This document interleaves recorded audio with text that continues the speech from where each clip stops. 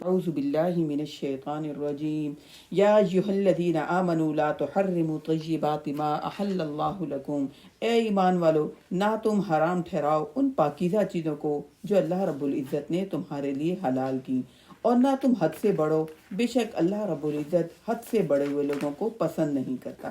یہاں اللہ رب العزت کہہ رہے ہیں کہ بعض لوگ جو حلال کو حرام اور جو حرام کو حلال کر دیتے ہیں، اپنی مرضی سے دین میں نرمی اور سختی کرتے ہیں، اللہ رب العزت اس بات کو پسند نہیں کرتے کہ تم جو اللہ نے حلال کیا اس کو حرام کرو، اور جو اللہ رب العزت نے حرام کیا اس کو حلال کر دو۔ ایسے معاملے جو حد سے بڑھ جاتے ہیں، دین میں خود اپنی مرضی چلاتے ہیں، اللہ ایسے لوگوں کو پسند نہیں کرتے۔ اللہ رب العزت کہتے ہیں کہ نعمتیں دی ہیں تو ان نعمتوں کا استعمال کرو، جو چیزیں میں نے تمہارے لیے حلال کی ہیں، لہذا ولا تعتدوا، اعتدال سے زندگی گزارو اور فضول خرچی نہ کرو، کیونکہ اللہ ایسے لوگوں کو پسند نہیں کرتے۔ وَقُلُوا مِمَّا رَزَقَكُمُ اللَّهُ حَلَالًا طَيِّبًا، یہاں اللہ رب العزت رزق کے دو اصول بتا رہے ہیں کہ کھاؤ اس میں سے جو اللہ نے تمہیں دیا۔ پہلی شرط یہ ہے کہ وہ حلال ہو، ٹھیک ہے، حرام نہ ہو، طیبہ پاکیزہ بھی ہو، صاف ستھری بھی ہو، یعنی صحت کے اصولوں کے مطابق ہو، صحت کو خراب کرنے والی چیز نہ ہو، حلال بھی کھاؤ اور تمہاری صحت کے لیے بھی بہتر ہو اس کو کھاؤ، اور اللہ سے ڈر جاؤ۔ اگر تم اللہ پر ایمان رکھتے ہو تو رزق کو اللہ رب العزت نے ایمان کے ساتھ جوڑا، ٹھیک ہے۔ اگر آپ کے دل میں اللہ کا ڈر اور خوف ہے تو پھر آپ رزق حلال کھائیں گے، اور اگر آپ کے دل میں اللہ کا ڈر اور خوف نہیں تو پھر جو ہے آپ کھاتے چلے جائیں گے، آپ کو ڈر خوف نہیں ہوگا۔ تو لہذا اللہ نے رزق حلال کو ایمان کے ساتھ اور تقوی کے ساتھ جوڑا۔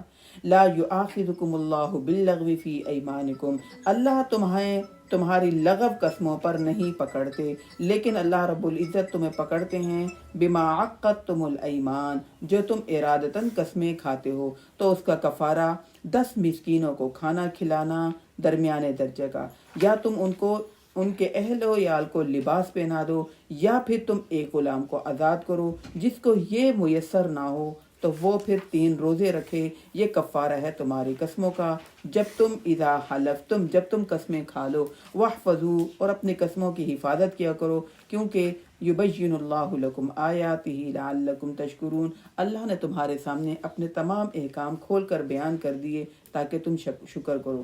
قسمیں 3 طرح کی ہوتی ہیں۔ ایک قسم ہوتی ہے لغو قسم، ٹھیک ہے، قسمیں جو ہم کھاتے ہیں نا، عادت پڑی ہوئی ہے، ٹھیک ہے، بات میں جیسے عرب لوگوں کو عادت تھی کہ وہ ہر بات میں واللہ کہتے تھے، قسم کھاتے تھے۔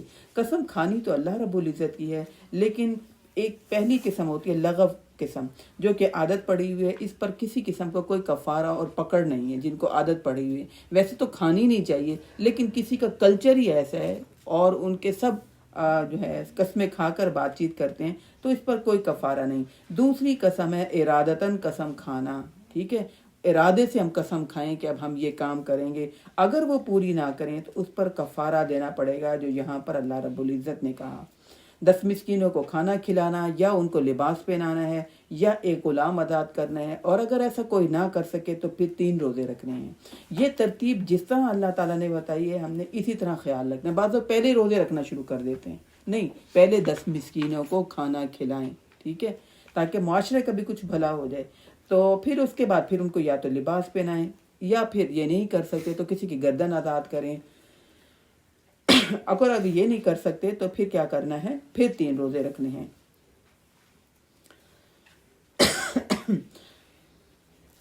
تو لہذا یہ قسم کا کفارہ بھی ہے اور توبہ بھی ہو جائے گی اس سے۔ یا ایھا الذین آمنوا انما الخمر والمیسر والانصاب والازلام، اے ایمان والو، بے شک شراب اور جوا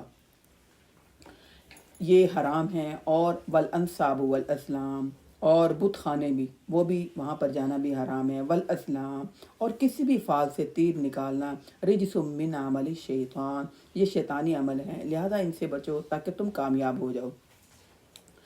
شراب و جوا معاشرتی برائیوں کی جڑ ہے، ٹھیک ہے، اور اسلام انسان کی نفسیات کے مطابق حکم دیتا ہے۔ پہلے ایمان کی بات کی، اے ایمان والو، یہ حکم ایمان والوں سے ہے، غیر مسلموں سے نہیں۔ تو لہذا ایمان والوں کو حکم دیا گیا اور اس کو جوڑ دیا ان چیزوں کے ساتھ، والانصاب والازلام، جتنے بھی بت خانے ہیں یا جو فال سے تیر جو ہے تیروں سے فال نکالتے ہیں، ان سب کو جوڑ دیا ایسے کاموں کے ساتھ جو کہ شرک کے کام ہیں۔ تو لہذا شرک کا جس طرح بڑا گناہ ہے، اسی طرح شراب اور جوا یہ بھی بڑے گناہ ہیں، کیونکہ اسلامی معاشرے میں شرک ہو یا پھر یہ کہ فال نکالے جا رہے ہوں یا پھر شراب جوا ہو، یہ تمام کے تمام معاشرے کے لیے برے کام ہیں۔ تو ان سے اللہ رب العزت نے ہمیں روک دیا اور کہا یہ شیطانی عمل ہے۔ شیطانی عمل اس لیے کہا کہ یہ جس طرح شرک جہنم میں لے جاتا ہے، جس طرح غیب کے معاملے میں کوئی نہ کوئی تکے لڑانا یہ جہنم میں لے جاتا ہے، اسی طرح شراب پینا اور جوا یہ بھی جہنم میں لے جانے والے عمل ہیں۔ اچھا، یہ جو حکم ہے، سب سے پہلے حکم آیا تھا سورۃ بقرہ میں، یسألونک عن الخمر والمیسر، آپ سے شراب و جوے کے بارے میں پوچھتے ہیں، آپ ان سے کہیے قل فیہما اسم کبیر، یہ گناہ کے کام ہیں، واسمہما اکبر من نفعہما، اور وہ کہتے تھے کہ ہم شراب و جوے میں ہوش میں نہیں رہتے، ہم زیادہ صدقہ خیرات کر دیتے ہیں۔ تو اللہ رب العزت نے کہا فائدے کے نسبت گناہ زیادہ ہے۔ دوسرا حکم آیا تھا سورۃ نساء میں جو ہم نے پڑھا، یا ایھا الذین آمنوا لا تقربوا الصلاۃ وانتم سکارا، جب تم نشے کی حالت میں ہو تو نماز کے قریب نہ ہو۔ اب یہ تیسرا حکم آیا جو کہ آخری حکم ہے، اس میں مکمل اللہ تعالیٰ نے کہا کہ دیکھو شراب اور جوا شیطانی عمل ہیں، فاجتنبوا، ان سے بچ جاؤ۔ یہ تینوں حکم میں نے آپ کو اس لیے بتائے کہ لوگ کہتے ہیں کہ حرام تو کہیں نہیں آیا نا، بھئی حرام کا لفظ تو نہیں کہا کہ شراب بھی حرام ہے اور جوا بھی حرام ہے، کہتے ہیں لہذا اگر حرام کا لفظ نہیں آیا تو پھر اس کا مطلب یہ ہے کہ جائز ہے۔ ہمارے مسلمانوں کی یعنی اتنا زیادہ ایمان کمزور ہے کہ جیسے ہی پاکستانی فلائٹ میں بیٹھتے ہیں اور پاکستان سے وہ فلائٹ نکلتی ہے، غیر مسلم تو پیتے ہی پیتے ہیں، مسلمان بھی کہتے ہیں تھوڑا تھوڑا ہمیں بھی دے دیں شراب، وہ بھی پینا پھر پاکستان کی سرحد سے نکلتے ہی پینا شروع کر دیتے ہیں۔ گھروں میں تو جو رکھا ہی رکھا ہوا ہے، لیکن اجتماعی طور پر بھی فلائٹ میں بیٹھے ہوئے کہہ دیتے ہیں کہ ہمیں دے دو، اور کہتے ہیں حرام کہاں لکھا ہوا ہے۔ تو اس سے بڑی بات کہاں ہوگی، فاجتنبوا، بچتے ہو کہ نہیں بچتے، اس سے بچ جاؤ، یہ شیطانی عمل ہے تاکہ تم کامیاب ہو جاؤ۔ تو لہذا شراب پینے سے بھی انسان کا جو ہے ہوش و حواس نہیں رہتا، اور جوا سے بھی انسان کیا ہوتا ہے کہ بڑا لالچی ہو جاتا ہے انسان۔ تو شیطان ہمارے اخلاقیات پر بھی اور ہمارے عبادات پر دونوں پر حملے کرتا ہے، لہذا اس لیے شراب کو بھی جو ہماری عقل و ہوش کو ختم کر دیتی ہے، اور پھر بہکی بہکی انسان باتیں کرنے لگتا ہے۔ تو انسان اللہ رب العزت نے شراب کو بھی اور جوے کو دونوں کو کہا کہ یہ حرام ہے، اور جوا کھیلنے سے انسان دوسرے انسانوں سے لڑ پڑتا ہے، جس نے یعنی جس کے ذہن میں ہوتا ہے کہ میں جوا ہارا کیوں ہوں، جس سے ہارتا ہے اس سے انسان حسد، بغض اور کینہ رکھنے لگتا ہے۔ تو لہذا دونوں کام کہہ دیے کہ دونوں کاموں سے لڑائی اور جھگڑا ہوتا ہے، تو اس سے کہا کہ ان دونوں کاموں سے بچ جاؤ۔ لہذا اگر تم کامیابی چاہتے ہو تو ان دونوں کاموں سے بچو، ورنہ پھر کیا ہوگا، شیطان تمہارے عبادات بھی اور تمہارے اخلاقیات بھی ان دونوں پر حملہ کر کے تمہارے سب کچھ تباہ و برباد کر دے گا اور تم ناکام ہو جاؤ گے۔ انما یرید الشیطان ان یوقع بینکم العداوۃ والبغضاء، بے شک شیطان تو یہ چاہتا ہے کہ شراب اور جوئے کے ذریعے تمہارے درمیان دشمنی اور بغض ڈالے رکھے، اور دوسرا کیا وہ چاہتا ہے، وَيَصُدُّوكُمْ عَنْ ذِكْرِ اللَّهِ وَعَنِ الصَّلَاةِ، وہ یہ چاہتا ہے کہ تمہیں اللہ کے ذکر سے اور نماز سے روکے۔ کیا تم باز نہیں آؤ گے؟ کتنا سخت اللہ تعالیٰ کہہ رہے ہیں کہ رکتے ہو کہ نہیں رکتے۔ پھر بھی انسان کہتا ہے حرام کہاں ہے، تھوڑا سا تو پی سکتے ہیں نا۔ تو لہذا کہتے ہیں کہ بھئی ہم اپنے دوستوں میں بیٹھتے ہیں، جب ہم کسی بھی فنکشن میں بیٹھے ہوتے ہیں، جب سب پی رہے ہوتے تو پھر ہم پی رہے تھے، تو پھر مسلمان آپ نہیں رہتے، آپ شیطانی عمل کرنے سے پھر آپ شیطان کے دوست بن جاتے ہیں۔ تو لہذا یہ جو شغل بازی کے طور پر ایسے کام کرنا ہے، شراب، جوا، ٹھیک ہے، اس کے دو بڑے نقصان کہ یہ آپس میں عداوت اور بغض، شیطان کی کوشش یہ ہے، ہوش و حواس نہیں رہا تو آپس میں دشمنی اور بغض، اور دوسرا کام کہ یہ اللہ کے ذکر سے اور نماز سے انسان کو روک دیتا ہے۔ اب ہم کہیں کہ بھئی ہم تو شراب بھی نہیں پیتے، ہم تو جوا بھی نہیں کھیلتے، ہم تو بت خانوں میں بھی نہیں جاتے، اور ہم تو فال بھی نہیں نکالتے، ہم نے دیکھنا یہ ہے کہ ہم یہ شغل کے کام نہیں کرتے، تو کون سی چیز ہے جو ہمیں نماز سے اور اللہ کے ذکر سے، ہمارے کون سی شغل ہیں جو ہمیں روک رہی ہیں، ٹھیک ہے۔ ہمارے ہاں تو سب سے بڑا شغل ہمارا موبائل ہے، اور یقین مانے کہ جن کو موبائل کی لت پڑ جائے، چاہے بچے ہوں چاہے بڑے ہوں، نشے کی طرح ہوتا ہے۔ جیسے نشے والے انسان کو نشہ نہ دیا جائے نا، پاگل ہو جاتا ہے، رونے لگتا ہے، چیخنے لگتا ہے، بے چین ہو جاتا ہے۔ اور جن کو موبائلوں کی نشے کی عادت پڑ گئی، چاہے بچے ہوں، بچے بھی تڑپ جاتے ہیں، روتے ہیں، نہ وہ کھاتے ہیں، نہ وہ بیٹھتے ہیں، نہ وہ سوتے ہیں. وہ کہتے ہیں پہلے موبائل دیں. اور بڑی مائیں بھی، بچے انہیں کھڑے نوچ رہے ہوتے ہیں، ان کے ہاتھوں سے موبائل کھینچ کے پھینک رہے ہوتے ہیں، لیکن وہ نشے میں ہوتی ہیں. وہ کہتے ہیں نہیں نہیں ابھی تھوڑا سا رہتا ہے، ابھی دیکھنے دو، تھوڑا سا رہتا ہے. تو لہذا یہ بھی نشے کی طرح یہ چیزیں ہو گئی ہیں. تو ان سے بچنا ہے. جو چیز بھی ہمیں ہمارے آپس میں رشتوں کی پہچان ختم کرائے، اللہ کے حقوق کی پہچان ختم کرائے، اور ہمیں اللہ کے ذکر سے روکے، تو یوں سمجھیے وہ نشے والی چیز ہے. ہم نشے میں مبتلا ہو رہے ہیں. ٹھیک ہے، ان نشوں سے بچنا ہے.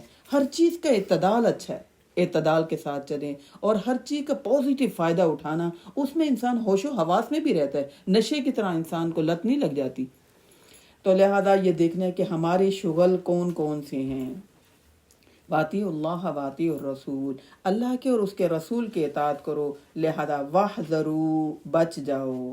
مومن کو ہر وقت محتاط رہنے کی دعوت دی جا رہی ہے کہ شیطان تو تمہارے پیچھے ہے، ہر وقت تمہارے پیچھے لگا ہوا ہے. اگر شراب جوئے سے بچے ہوئے ہو تو کسی نہ کسی طریقے سے وہ تمہیں کسی ایسی لت میں مبتلا کر دے گا جس سے تم اللہ سے غافل ہو جاؤ اور اپنی فکر آخرت سے غافل ہو جاؤ. تو لہذا وہ پیسہ، ٹائم، صلاحیتیں ویسٹ کروانے پہ تلا ہوا ہے. اللہ اور اس کے رسول کی بات مانو. واحذروا، شیطان تمہیں برائیوں پر اکسائے تو اس کی راہوں سے بچو.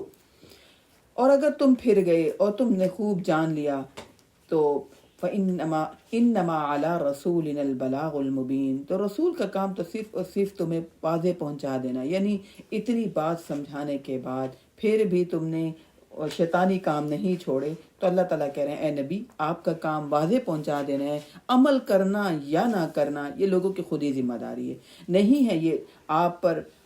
آمنوا وعملوا الصالحات، جو لوگ ایمان لائے اور انہوں نے عمل صالح کیے اور ان پر کوئی گناہ نہیں ہوگا. فیما طعموا، اس سے پہلے جو وہ کھا پی چکے، یعنی شراب پی چکے، جوا کھیل چکے. اس کے بعد اذا متقوا وآمنوا، اللہ تعالیٰ نے آگے تقوی کے درجے بتائے کہ ٹھیک ہے پہلے جو ہو گیا سو ہو گیا، اب کیا، اب تقوی اختیار کر لیا، اب ایمان لے آئے اور اچھے عمل کرنے لگے. پھر تقوی اختیار کیا اور ایمان لے آئے، پھر تقوی اختیار کیا اور وَأَحْسَنُوا، اور نیک اعمال کرتے رہے. اللہ ایسے نیکی کرنے والوں سے محبت کرتا ہے.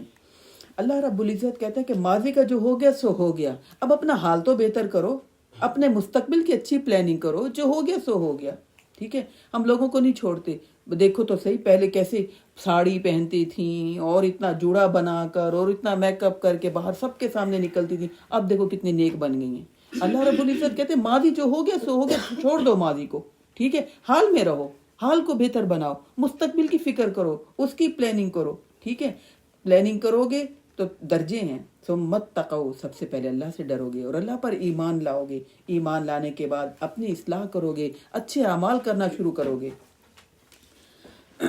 پھر اس کے بعد پھر اللہ سے ڈرو، یعنی اور زیادہ ڈرو گے، پھر ایمان لاؤ گے، استقامت آ جائے گی. جو اچھے کام کرنے شروع کرو گے اس میں استقامت آئے گی. پھر اس کے بعد پھر کیا ہوا، وَأَحْسَنُوا، اچھے نیک کاموں میں سبقت لے جاؤ گے. لہذا اللہ ایسے لوگوں کو پسند کرتے ہیں. حکم آ جانے کے بعد گناہ کو جاری و ساری نہیں رکھنا ہوتا. حکم آ جانے کے بعد گناہ کو چھوڑنا ہوتا ہے، اور یہ مومن کا طریقہ ہوتا ہے. بڑے سے بڑے گناہ بھی کر رہے ہیں، لیکن جب حکم آ گیا کہ یہ چیز حرام ہے، یہ گناہ کی بات ہے، آپ کو پتہ چل جائے، تو اللہ ایسے لوگوں کو پسند کرتا ہے جو پھر گناہوں کو چھوڑ دے. لہذا یا ایھا الذین آمنوا، اے ایمان والو، لیبلونکم اللہ بشیء من الصید، اللہ آزمائش کرتا ہے تمہاری کچھ شکار کے معاملے میں. تنالہ ایدیکم ورماحکم، جس کو پہنچے تمہارے ہاتھ اور تمہارے نیزے، تاکہ لیعلم اللہ من یخافہ بالغیب، تاکہ جانے اللہ کہ کون ڈرتا ہے اللہ سے بن دیکھے. اور پھر جو اس کے بعد بھی جس نے تجاوز کیا، ایسے لوگوں کے لیے دردناک عذاب ہے. یہ آیت اور اس سے اگلی آیت بھی اس وقت نازل ہوئی جب مسلمان صلح حدیبیہ کے موقع پر احرام کی حالت میں تھے. ٹھیک ہے، احرام کی حالت میں تھے اور خلاف معمول ان کے جو ہے گھروں کے اندر بھی جانور گھس آتے تھے اور پھر ان کے قریب بھی آ جاتے تھے. تو آپ کو پتہ ہے گوشت تو انسان کو پسند ہے، اور یہ احرام کی حالت میں تھے جب صلح حدیبیہ کے وقت یہ احرام پہن کر آئے تھے اور ان کو کافی دن وہاں پر ٹھہرنا پڑا تھا. تو اللہ کی طرف سے آزمائش یہ ہوئی کہ ان کے گھروں کے اندر، خیموں کے اندر بھی شکار کے جانور آ جاتے اور ان کے قریب آ کر بیٹھے رہتے. لیکن یہ شکار نہیں کر سکتے تھے، کیونکہ اللہ رب العزت نے کہا کہ تمہارے ہاتھوں اور نیزوں کی زد میں بھی اگر کوئی شکار آ جائے تو تم نے اللہ سے ڈرتے ہوئے شکار نہیں کرنا، اللہ تمہارا امتحان لے رہے ہیں۔ تو لہذا دنیا میں آنے والی آزمائشیں اتفاقاً ہوں یا پھر یہ کہ سوچ سمجھ کر آئیں یا اچانک ہو جائیں، اللہ کی پلاننگ کے ساتھ ہوتی ہیں، ٹھیک ہے۔ اللہ رب العزت ہمارا امتحان لے رہے ہوتے ہیں کہ کون سچا ہے۔ جب گناہ کے اسباب بھی موجود ہوں تو پھر ایمان کا امتحان ہوتا ہے کہ انسان اکیلے میں ان امتحانوں پر پورا اترتا ہے کہ نہیں اترتا۔ لہذا مسجد میں یا دینی محفلوں میں انسان تو دیندار بنا ہوا ہے، لیکن سب سے زیادہ امتحان انسان کا تب ہوتا ہے جب انسان تنہائی میں ہو اور اس وقت انسان دیکھے کہ اللہ سے دور ہو رہے ہیں، ایسے کام کر رہے ہیں یا ایسے کام کر رہے ہیں جس سے ہم اللہ کے قریب ہو رہے ہیں، تو اس وقت ہمارا امتحان ہوتا ہے۔ تو ان صحابہ کرام کا بھی اللہ رب العزت نے امتحان لیا۔ ایسے جانور بالکل قریب تھے کہ یہ ان کو پکڑ کے ذبح کر کے کھا سکتے تھے، لیکن اللہ نے کہا کہ یہ تمہارا امتحان ہے، تو لہذا جو حد سے بڑھے گا، اس امتحان پہ پورا نہیں اترے گا، اس کے لیے دردناک عذاب ہے۔ اے ایمان والو، نہ تم قتل کرو شکار کو، یعنی احرام کی حالت میں شکار نہیں کرنا، وَأَنْتُمْ حُرُمْ، اور تم احرام کی حالت میں ہو، اور وَمَنْ قَتَلَهُ مِنْكُمْ مُتَعَمِّدًا، اور جس نے ارادتاً کوئی قتل کیا تو اس کی جزا اتنی ہی ہے جس نے قتل کیا جانور میں سے۔ یحکم بہ ذوی عدل منکم، یہ فیصلہ تم میں سے دو عدل والے کریں گے، اور یہ جانور جب تک کعبے تک پہنچ نہ جائے تب تک تم جو ہے احرام کو بھی نہیں کھول سکتے اور شکار بھی نہیں کر سکتے۔ اور یا پھر او کفارۃ طعام مساکین، یا پھر یہ کہ کفارہ ہے مسکین کو کھانے کھلانے کی، چند مسکینوں کو کھانا کھلانے کی، یا پھر روزے رکھنا، اور پھر اس کا کفارہ یہ ہے ذالک صیام لیذوق وبال امرہ، تاکہ جو اس سے غلطی ہو گئی وہ اس اپنے گناہ کا مزہ چکھ لے۔ عفا اللہ عما سلف، اللہ نے معاف کر دیا جو کچھ پہلے ہو چکا، اور جو پھر دوبارہ کرے گا اللہ اس سے انتقام لے گا، اور اللہ بڑا زبردست انتقام لینے والا ہے۔ اللہ رب العزت یہاں پر یہ بتا رہے ہیں کہ مومن کا وجود ہر ایک کے لیے امن کا پیغام دیتا ہے، حتیٰ کہ جانوروں کے لیے بھی، ٹھیک ہے۔ مومن کسی کو بھی تکلیف نہیں دیتا۔ اور پھر اس کے علاوہ اگر ہم اللہ کے گھر بھی جا رہے ہوں تو کسی پر ہم ظلم نہیں کر سکتے۔ اس آیت میں اللہ نے بتایا کہ تم شکار نہیں کر سکتے جب تم احرام کی حالت میں ہو، اور اگر کسی نے کسی کو ارادتاً قتل کر دیا تو پھر جتنا قتل کیا ہے اس کے ہم پلہ پھر صدقہ کرنا پڑے گا، ٹھیک ہے۔ اور یہ فیصلہ تم میں سے دو آدمی سمجھدار لوگ بتائیں گے کہ کون جو ہے کہ کون سا پھر اب جانور اس کے بدلے میں ذبح کریں۔ تو یا پھر نہیں کر سکتا اس کے بدلے میں کوئی بھی جانور، تو پھر اللہ نے کفارہ بتایا۔ کفارہ کیا ہے؟ مسکین کو کھانا کھلانا، چند مسکینوں کو کھانا کھلانا، یا پھر روزے رکھنا۔ یہ اللہ رب العزت نے کہا کہ جو اللہ کی اس حد کو توڑے گا، احرام کی حالت میں شکار کرے گا، تو اس کو اللہ رب العزت نے یہ کفارہ بتا دیا۔ لہذا پتہ یہ چلا حج اور عمرے میں بھی پابندیاں اللہ رب العزت کا لگانا اپنی خواہشات پر کنٹرول کرنے کے لیے تھا، کہ اپنی خواہشات پر اب بھی کنٹرول کرنا ہے۔ حج کرنے کے لیے گئے ہو یا عمرہ کرنے کے لیے گئے ہو تو اپنی خواہشات پر کنٹرول کرو، اور جو پابندی اللہ رب العزت لگا دیں ان پابندیوں سے بچنا ہے۔ احل لکم صید البحر وطعامہ متاعا لکم وللسیارہ، تو یہاں پر اللہ رب العزت نے شکار بتایا کہ بھئی احرام کی حالت میں کرو، احرام کی حالت میں کر سکتے ہو یا نہیں کر سکتے، یہ اللہ رب العزت نے بتایا۔ یہاں اللہ تعالیٰ بتا رہے ہیں تمہارے لیے سمندری شکار حرام ہے اور اس کا کھانا بھی حرام ہے، حلال ہے، تمہارے لیے حلال کر دیا اللہ رب العزت نے سمندر کا شکار اور اس کا کھانا بھی، یہ تمہارے لیے فائدہ ہے اس میں، اور ولی سیارہ، اور تمام قافلے والوں کے لیے بھی۔ اور حرام کر دیا گیا تم پر خشکی میں شکار کرنا جب تم احرام کی حالت میں ہو، ٹھیک ہے۔ تو یہاں اللہ رب العزت نے انسانوں کی ضروریات اور مشکلات کا خیال رکھتے ہوئے کہا، سمندری جو ہے سمندر میں جب سفر کر رہے ہوتے ہیں مسلمان یا صحابہ کرام یا انسان، تو ان کو خوراک لینے میں بڑی مشکل ہوتی ہے، تو اللہ رب العزت نے آسانی رکھ دی کہ جب تم سمندر میں شکار کرو تو سمندر میں تم شکار کر سکتے ہو۔ بات آپ کو پتہ ہے کہ سمندری جو سفر ہوتے تھے، حج یا عمرے کے لیے کوئی جاتے تھے تو مہینہ 2 مہینے بھی لگ جاتے تھے، اور وہ مچھلیوں کا شکار کر کے کھایا کرتے تھے۔ تو اللہ نے ہماری ضروریات کا خیال رکھتے ہوئے، ہماری مشکلات کا خیال رکھتے ہوئے سمندری شکار کو تو احرام کی حالت میں حلال کر دیا، لیکن خشکی کے سفر میں اللہ رب العزت نے حلال نہیں کیا۔ وَاتَّقُوا اللَّهَ الَّذِي إِلَيْهِ تُحْشَرُونَ، اللہ سے ڈر جاؤ کیونکہ تم اس کی طرف اکٹھے کیے جاؤ گے۔ تقویٰ یہ ہے کہ جہاں اللہ نے کرنے کو کہا وہاں کر لیں، اور جہاں اللہ رب العزت نے رکنے کو کہا وہاں رک جائیں، ٹھیک ہے؟ جہاں شکار کرنے کو کہا وہاں کریں، اور جہاں منع کیا وہاں پر رکنا ہے۔ جعل اللہ الکعبۃ البیت الحرام، بنایا اللہ نے بیت اللہ کو قابل احترام جگہ، قیام للناس، لوگوں کے قیام اور امن کا ذریعہ، اور حرمت والے مہینے کو بھی، اور قربانی اور پٹے والے جانوروں کو بھی، تاکہ تم معلوم کر لو کہ بے شک اللہ جانتا ہے جو کچھ آسمانوں میں ہے اور جو کچھ زمین میں ہے، بے شک اللہ ہر چیز کو خوب جاننے والا ہے۔ یہاں اللہ نے کہا کہ بیت اللہ کو جو کہ قابل احترام جگہ ہے، لوگوں کے لیے قیام، امن اور سکون کا جگہ بنا دی۔ کعبہ جو ہے انسان کے روحانی عبادت کا مرکز ہے۔ وہاں جب انسان جاتا ہے تو انسان اپنی تمام تکلیفیں اور پریشانیوں کو بھول جاتا ہے۔ وہ اللہ نے وہاں پر ایسی جگہ بنائی کہ تمام لوگوں کے لیے پریشانیاں اور تکلیفیں، بیماریاں بھی ختم ہو جاتی ہیں۔ تو اللہ رب العزت اس بات پر قادر ہے کہ کچھ مقامات اور کچھ اوقات ان کو فضیلت دے دے۔ اللہ نے اس جگہ کو فضیلت دے دی، بیت اللہ کو، اور کچھ اوقات کو بھی اللہ رب العزت فضیلت دیتے ہیں، جیسے حج کے دن ہیں، مخصوص ہیں کہ نہیں ہیں سال میں، ان کو اللہ رب العزت نے فضیلت دی۔ اللہ نے کچھ جگہوں کو، کچھ مقامات کو اور کچھ اوقات کو فضیلت دی ہوئی ہے۔ وہاں پر تھوڑی نیکی کرنے سے زیادہ اجر ملتا ہے۔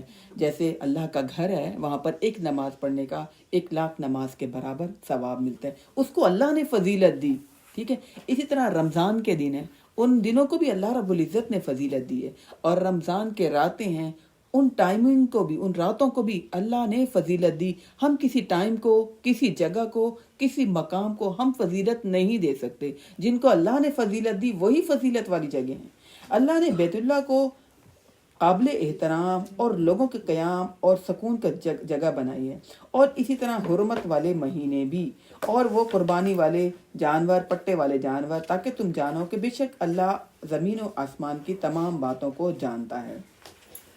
خوب جان لو بے شک اللہ سخت سزا دینے والا ہے۔ اعلموا، خوب علم حاصل کر لو۔ ہم نے پہچاننا ہے کہ مقدس جگہیں کون سی ہیں، اور بہترین اوقات کون سے ہوتے ہیں جس میں تھوڑی سی نیکی کریں اور زیادہ اجر ملتا ہے، وہ دن کون سے ہیں جس میں ہم تھوڑی نیکی کریں اور ہمیں زیادہ ثواب ملتا ہے۔ خوب جان لو، سنی سنی باتوں پر نہ چلو۔ اعلموا، اس کا علم حاصل کرو، کیونکہ ان اللہ شدید العقاب وان اللہ غفور الرحیم، بے شک اللہ سخت سزا دینے والا بھی، اور بے شک اللہ خوب بخشنے والا بھی اور رحم کرنے والا بھی ہے۔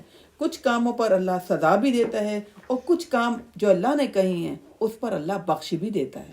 یہ اللہ نے جو مقرر کیے ہیں وہی طے ہیں، ہم اپنی مرضی سے کچھ بھی طے نہیں کر سکتے۔ لہذا اگر بیت اللہ جائیں تو وہاں سے واپس تو آنا ہی ہے۔ وہاں اللہ نے قیام، امن اور سکون، ٹھیک ہے، اور روحانی علاج کا جگہ وہ بنائی، لیکن وہاں سے ہم نے پھر واپس آ جانا ہوتا ہے۔ تو واپس آنے کے بعد اپنے اپنے گھروں میں، اپنی اپنی جگہوں پر ہم نے اپنی ڈیوٹیوں پر پھر لگ جانا ہوتا ہے، اپنی زندگیوں میں پھر ہم نے مصروف ہو جانا ہوتا ہے۔ سوچنا یہ ہے کہ ہماری زندگیوں میں سکون اور خوشی کہاں کہاں سے آ رہی ہے، ٹھیک ہے؟ کعبہ کو تو ہم نے چھوڑنا ہی چھوڑنا ہے۔ وہاں پر جو لطف، جو سکون ہمیں ملتا ہے، جو مزہ ہمیں آتا ہے، لہذا وہ وقتی ہے۔ تو جب ہم واپس آ جاتے ہیں تو واپس آنے کے بعد اب ہم نے دیکھنا ہے ہم کن چیزوں سے سکون لے رہے ہیں، ہمیں خوشی کن چیزوں سے مل رہی ہے، ہم لطف کن چیزوں سے اٹھا رہے ہیں، ہم انجوائے کن کاموں سے کر رہے ہیں۔ یہ ہم نے پھر، میں نے اور آپ نے، ہم سب نے اپنا اپنا حساب لینا ہے۔ اللہ کہہ رہا ہے سزا میں بہت سخت دینے والا ہوں، ٹھیک ہے، اور بخشنے والا بھی خوب ہوں۔ ما علی الرسول الا البلاغ، نہیں ہے آپ پر اے نبی اکرم صلی اللہ علیہ وسلم کوئی ذمہ داری مگر صرف پہنچا دینا، یعنی مبلغین کے لیے بھی تسلی اور نبی اکرم صلی اللہ علیہ وسلم کے لیے بھی تسلی کہ لوگ مانیں یا نہ مانیں آپ کا کام پہنچا دینا ہے، کیونکہ واللہ یعلم ما تبدون وما تکتمون، اللہ خوب جانتا ہے جو تم ظاہر کرتے ہو جو تم چھپاتے ہو۔ لوگوں سے تو ہم ڈرتے ہیں، لیکن اللہ سے کتنا ڈرتے ہیں یہ ہم سب کو خود پتہ ہے کہ ہم اللہ سے ڈر کے کون کون سے گناہ چھوڑتے ہیں۔ اللہ کہہ رہے ہیں میں خوب جانتا ہوں جو تم چھپاتے ہو اور جو تم ظاہر کرتے ہو، یعنی اللہ کو ہماری سب باتوں کا پتہ ہے، اللہ سے کوئی بات چھپی بھی نہیں۔ لوگوں سے جو ہم ڈرتے ہیں، لوگوں سے پھر باتیں کچھ چھپی ہوئی ہوتی ہیں، لوگ ہماری ظاہر باطن تنہائیاں نہیں جانتے ہوتے، اللہ رب العزت تو جانتے ہوتے ہیں، اس سے ڈرنے کی ضرورت ہے۔ کہہ دیجئے پاک اور ناپاک ایک جیسے نہیں ہو سکتے، اگرچہ آپ کو اچھا ہی کیوں نہ لگے۔ وَلَوْ أَعْجَبَكَ كَثْرَةُ الْخَبِيثِ، اور اگرچہ ناپاک کی کثرت آپ کو اچھی لگے۔ دنیا میں لوگ عام طور پر زیادہ کی طرف، کثرت کی طرف بھاگتے ہیں، ٹھیک ہے، کہ بھئی زیادہ لوگ یہی کچھ کر رہے ہیں، تو لہذا اللہ کہہ رہے ہیں ایک سچا مومن اور مخلص مومن جو ہے وہ اگر اللہ کی خاطر کام کرتا ہے تو وہ 1000 منافقین سے زیادہ بہتر ہے۔ اللہ جو ہے پاک کو پسند کرتا ہے، اگرچہ تمہیں ناپاک زیادہ اچھا لگے۔ عام طور پر ہمیں وہی باتیں اچھی لگتی ہیں جو سب کر رہے ہوتے ہیں، ہم کہتے ہیں یہی آسانی ہے، یہی کرتے ہیں۔ اللہ کہہ رہے کہ نہیں، پاک مجھے اچھا لگتا ہے، اگرچہ لوگوں کو ناپاک زیادہ اچھا کیوں نہ لگے۔ فاتقوا اللہ، اللہ سے ڈر جاؤ اے عقل والو، تاکہ تم کامیاب ہو جاؤ۔ لہذا کوئی بھی گناہ کا کام ہو اس کو سب لوگ کر رہے ہوتے ہیں، کوئی بھی گناہ کا کام ہو شیطان اس پر بڑی محنت کرتا ہے، بہت مزین کرتا ہے اور انسان اس میں مبتلا ہو جاتا ہے۔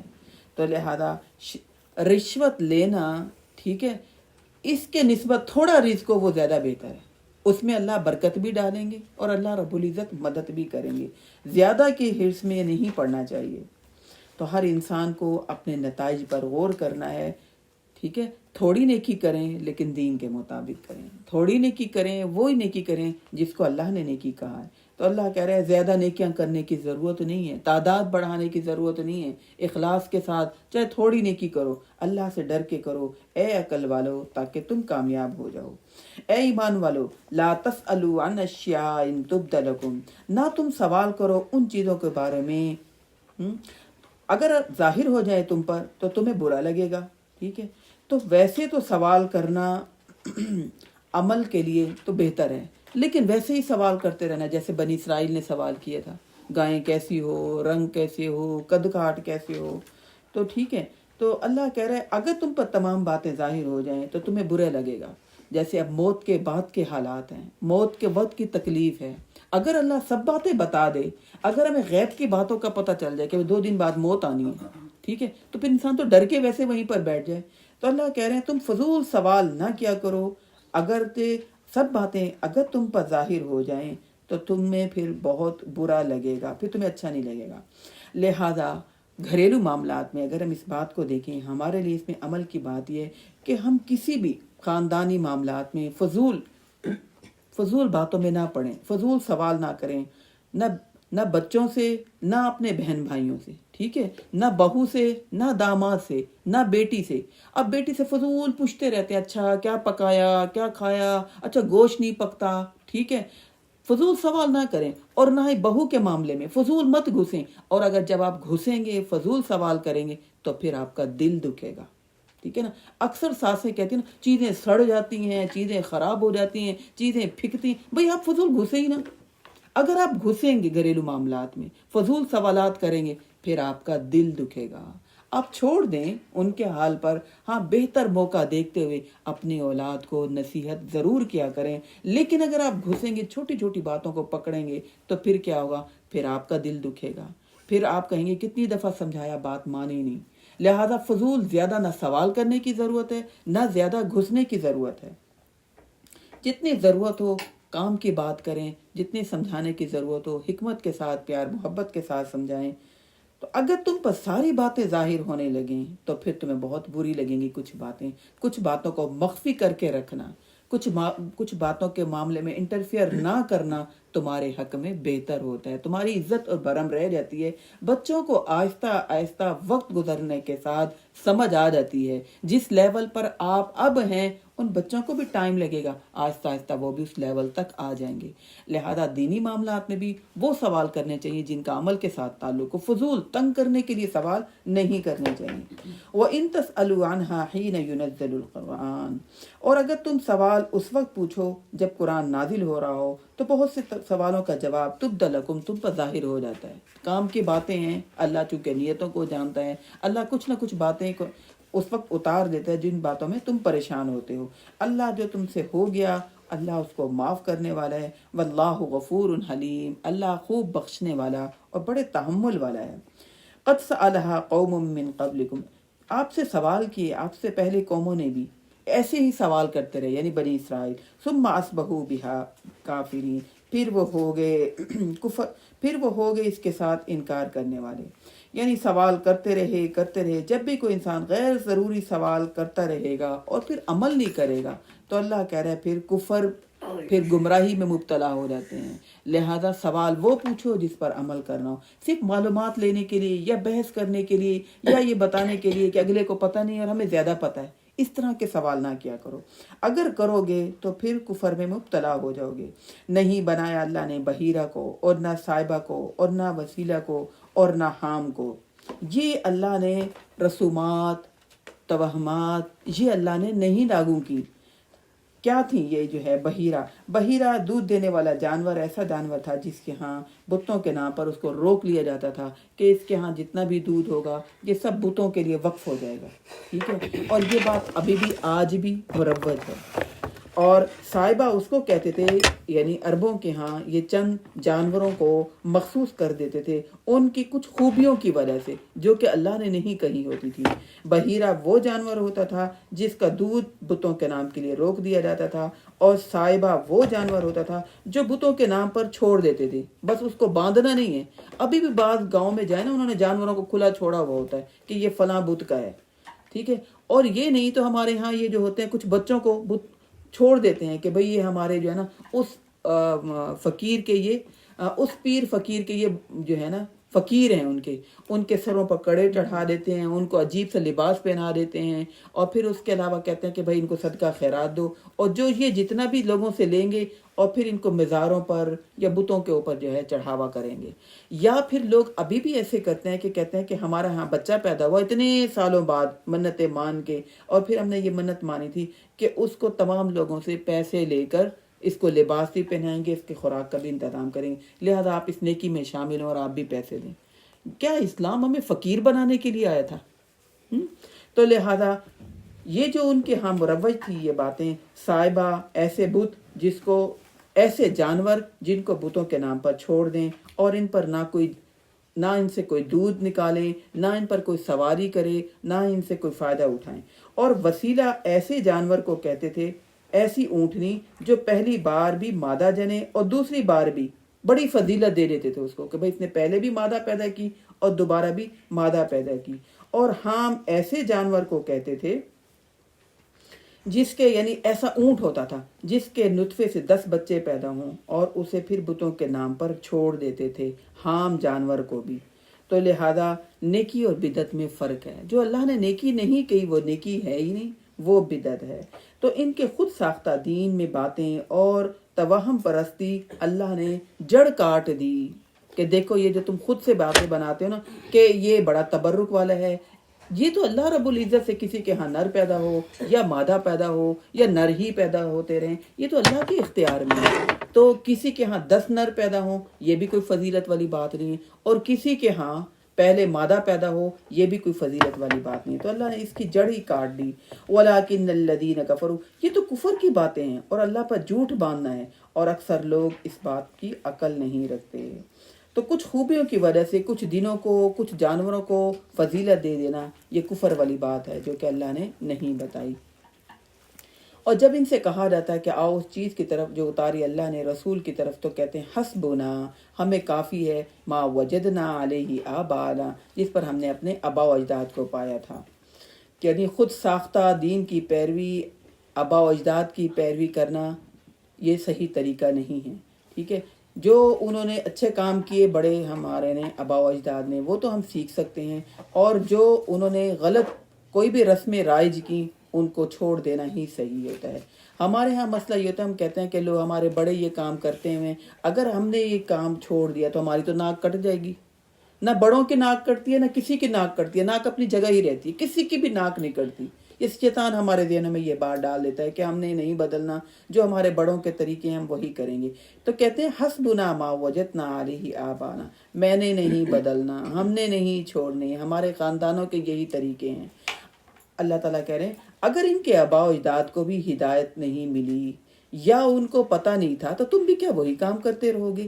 جو انہوں نے صحیح کام کیے، جو اچھے کام ہے، دین کے خلاف نہیں ہے، وہ کام کر لو، اور جو دین کے خلاف ہیں اللہ نے تمہیں دین کی سمجھ دے دی تو تم وہ کام کر لو۔ اے ایمان والو، یا ایھا الذین آمنوا علیکم انفسکم، اے ایمان والو تم پر تمہاری فکر کرنا، اپنی فکر کرنا لازمی ہے۔ معاشرہ جتنا بھی خراب ہو، انسان کو اپنی اصلاح کی فکر کرنی چاہیے۔ یہ نہیں سوچنا چاہیے سب کر رہے ہیں تو ہم بھی یہی کریں گے، لہذا سب بھی کر رہے ہیں تب بھی غلط ہے۔ لہذا فکر کرنی ہے تو اللہ کی فکر، اپنی فکر کرنی ہے، اور معیار بنانا ہے تو اس کو بنانا ہے جو اللہ رب العزت کہیں۔